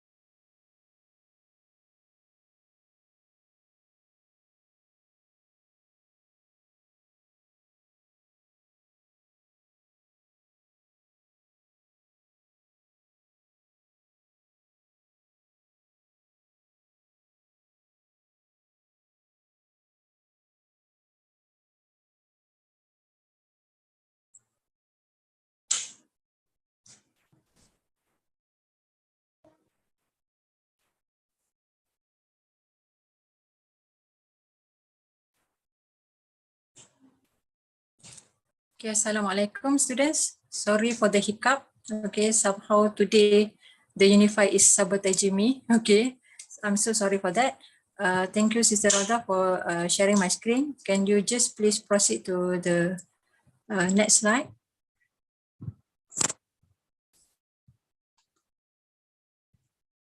Go ahead. More slides further. Next slide. Okay. Just now, if you remember, we already covered the first specialization, which is on the CIE, Computer and Information Engineering. Then, as I mentioned, at ECE, we have four specializations. And the second one is on the Communication Engineering, where in Communication Engineering, can you go one slide before, Rauda? Thank you. Okay, we deal very much, it's just a subfield of electrical engineering, and we deal very much with the transmission system and infrastructure and how the wireless network is working. And if we talk about the job prospects of it, on the next slide. Okay, this communication engineer, those who are dealing with communication engineering, is dealing with research related to communication system, as well as the design, the development, even to the production stage of this networking system. And when we talk about the job prospects of it, actually it is very much related to the next slide, Sister Rauda. Okay. Being the network engineer as well as telecommunication engineer and network security engineer, as you can see from the slide. Then obviously among the companies related to this field, actually we have all our students are here, okay, dealing with all the companies, the DG, TM, Huawei, Maxis and everything. Then we come to the third specialization, which is on microelectronics engineering. Okay, is a subdivision of electronics field, and we talk about micro. Actually, we are dealing with a very small and microscopic elements, components related to electronic system. So, as I mentioned to you guys before, this microelectronics actually is the heart of the big system. Okay. We deal very much with the IoT system, everything, but we started out small. I mean, we are focusing on the IC, on the chips, on the electronic components to make sure the big system can work very well. And if you go further, next slide, Sister Rauda. Okay, microelectronics very much related to smart sensors, the microfabrication technology, the ICs, and many more. Even here at our department, we have many research groups, and few research groups are working on this microelectronics. Even now, we are having a big project dealing with we are receiving grants from MOSTI dealing with COVID sensor. We are trying to develop a system that can detect the COVID in real time using a smartphone and everything. Then we come to the last specialization. Okay, you can skip this one, Rhoda. Okay, which is power system engineering. Power system engineering is actually the newest specialization in our department. This is due to the industry demand, where this power system engineering, it is very much related to as you know, the electrical devices, the distribution of electricity. Then this you can, if you choose this specialization, you can explore all the courses related to this when you come to the third level, fourth level of your study. And if you go further, Sister Rauda, I think we can just skip this one just to save time. Okay, this career opportunities related to power engineering. But coming forward to here, this is actually our staff. We have many staff actually, almost 50 academic staff who will be teaching you guys. And we have around 12 professors and 17 associate professors, and the rest are assistant professors who are very capable of teaching you guys and guiding you guys throughout your journey at ECE department. If you feel a bit overwhelmed looking at these serious faces of these professors, you might want to have a look on the second picture, Rolda. Okay, this is a more relaxed one. Okay, we with the big smiles here. Okay, where we have we have all the professors with the big smiles welcoming you guys to the ECE department. Next slide, Sister Olga. Okay, so this is ECE lineup. ECE lineup for ECE department, but I think we can skip this one. Once you join us, then you interact with them closer later. Okay, these are among the pictures related to our classroom activities. As you can see from here, we are dealing with lots of projects, okay, in classroom. And as you can see here, we also play with the Play-Doh, okay, to define the transistor device, the BJT, I mean the bipolar junction transistor, all the diodes are being made, okay, to give you the big picture of it. And next, Sister Rada.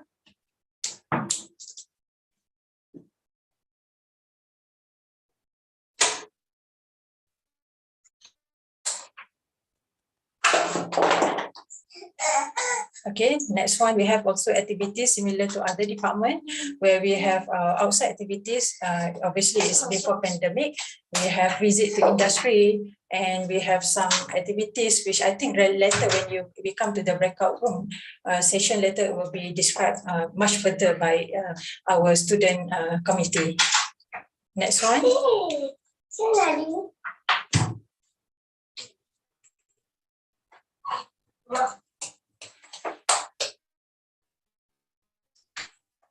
Next one, Sister Rhoda. Okay, so this is okay. So at the same time, we're also having a 5P presentation, as well as this is during the pandemic. As you know, we are converting our classroom to online, but that does not hinder us from having an interactive session with the students, as well as having all our activities throughout the pandemic. Next slide, Rhoda. Okay, so this is the just to give you the picture what's happening in the lab. This is also during pandemic, okay, meaning we still continue our business as usual, but under a strict SOP everything, because we are committed to give the real feeling of having constructing electronic circuits and everything to the students. Okay, so if you come to our lab, you can experience the hands-on sessions, okay, constructing all the electronic circuits. Next.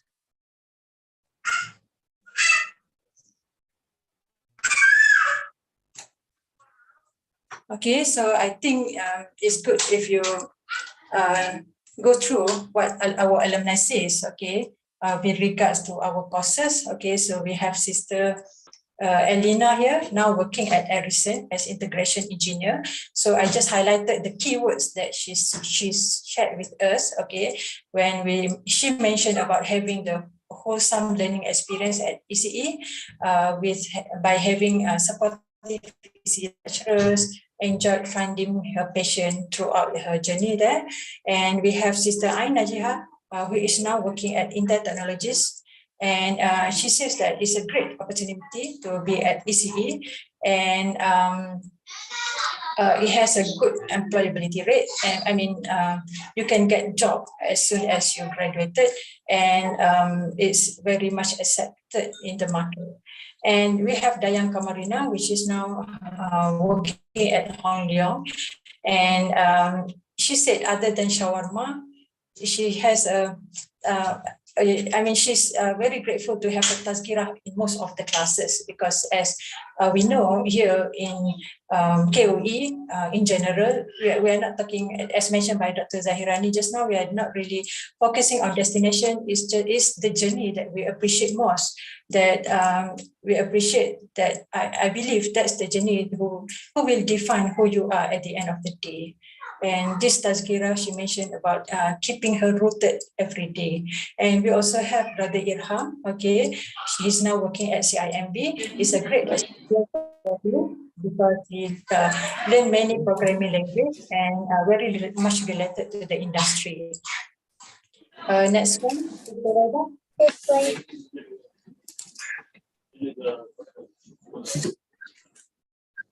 Okay, so this is the last one by our brother Hafi, who is now working at Petronas.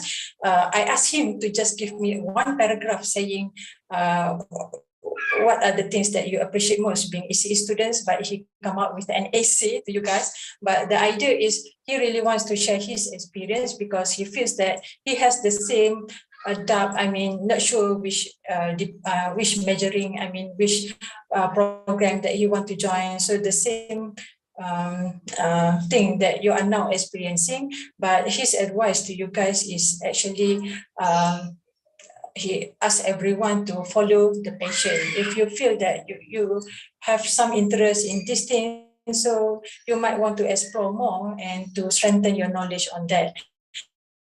For here at EC department, he even joined our attachment at France, okay, student exchange program. Then it really enhanced his experience being ECE students. And next slide, Rhoda, please.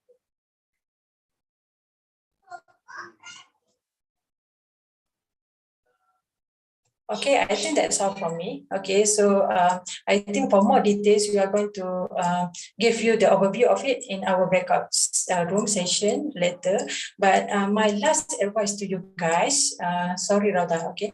My last advice to you guys, whatever program you might choose later, students, my beloved students here, please always remember that you want to seek knowledge, the beneficial knowledge. And because Allah has mentioned here in this hadith that our Rasulullah sallallahu alaihi wasallam said, always ask Allah for beneficial knowledge and seek refuge in Allah from knowledge without benefit. So whatever knowledge, whatever program you might be choosing later, always seek for the beneficial knowledge that you can use it for the benefit for the ummah. That's the most important for everything. I think that's all from me. Sorry for the hiccup, sorry for the technical issue, but just to highlight here at the EC department, we have 2 academic advisors. Okay, for one program, 2 academic advisors because we are dealing with many students, many staff. So me, myself, Dr. Rosmi, and we have Dr. Sharin together with me, who is also preparing the slide for you guys today. Okay, I think that's all from me. Back to you, Sister Aina. Alhamdulillah, thank you so much, Dr. Rosmi. And I think that's it for our academic briefing. Alhamdulillah. Again, thank you so much to all our very respected lecturers of QE, Dr. Asma, Dr. Hanafi, Dr. Nordana Akmal, Dr. Azhar, Dr. Nadia, Dr. Firdaus, Dr. Aiman, Dr. Zahirani, and Dr. Rosmi for the comprehensive and beneficial introduction of IIM engineering. Thank you so much. Hopefully, the students can obtain as much benefit, new input, and motivation from today's event to prompt you for your future, inshallah. Before we end our first session, let us lock the memory with a short photography session. Therefore, it would be great if everyone could turn on their cameras and smile brightly at the screen.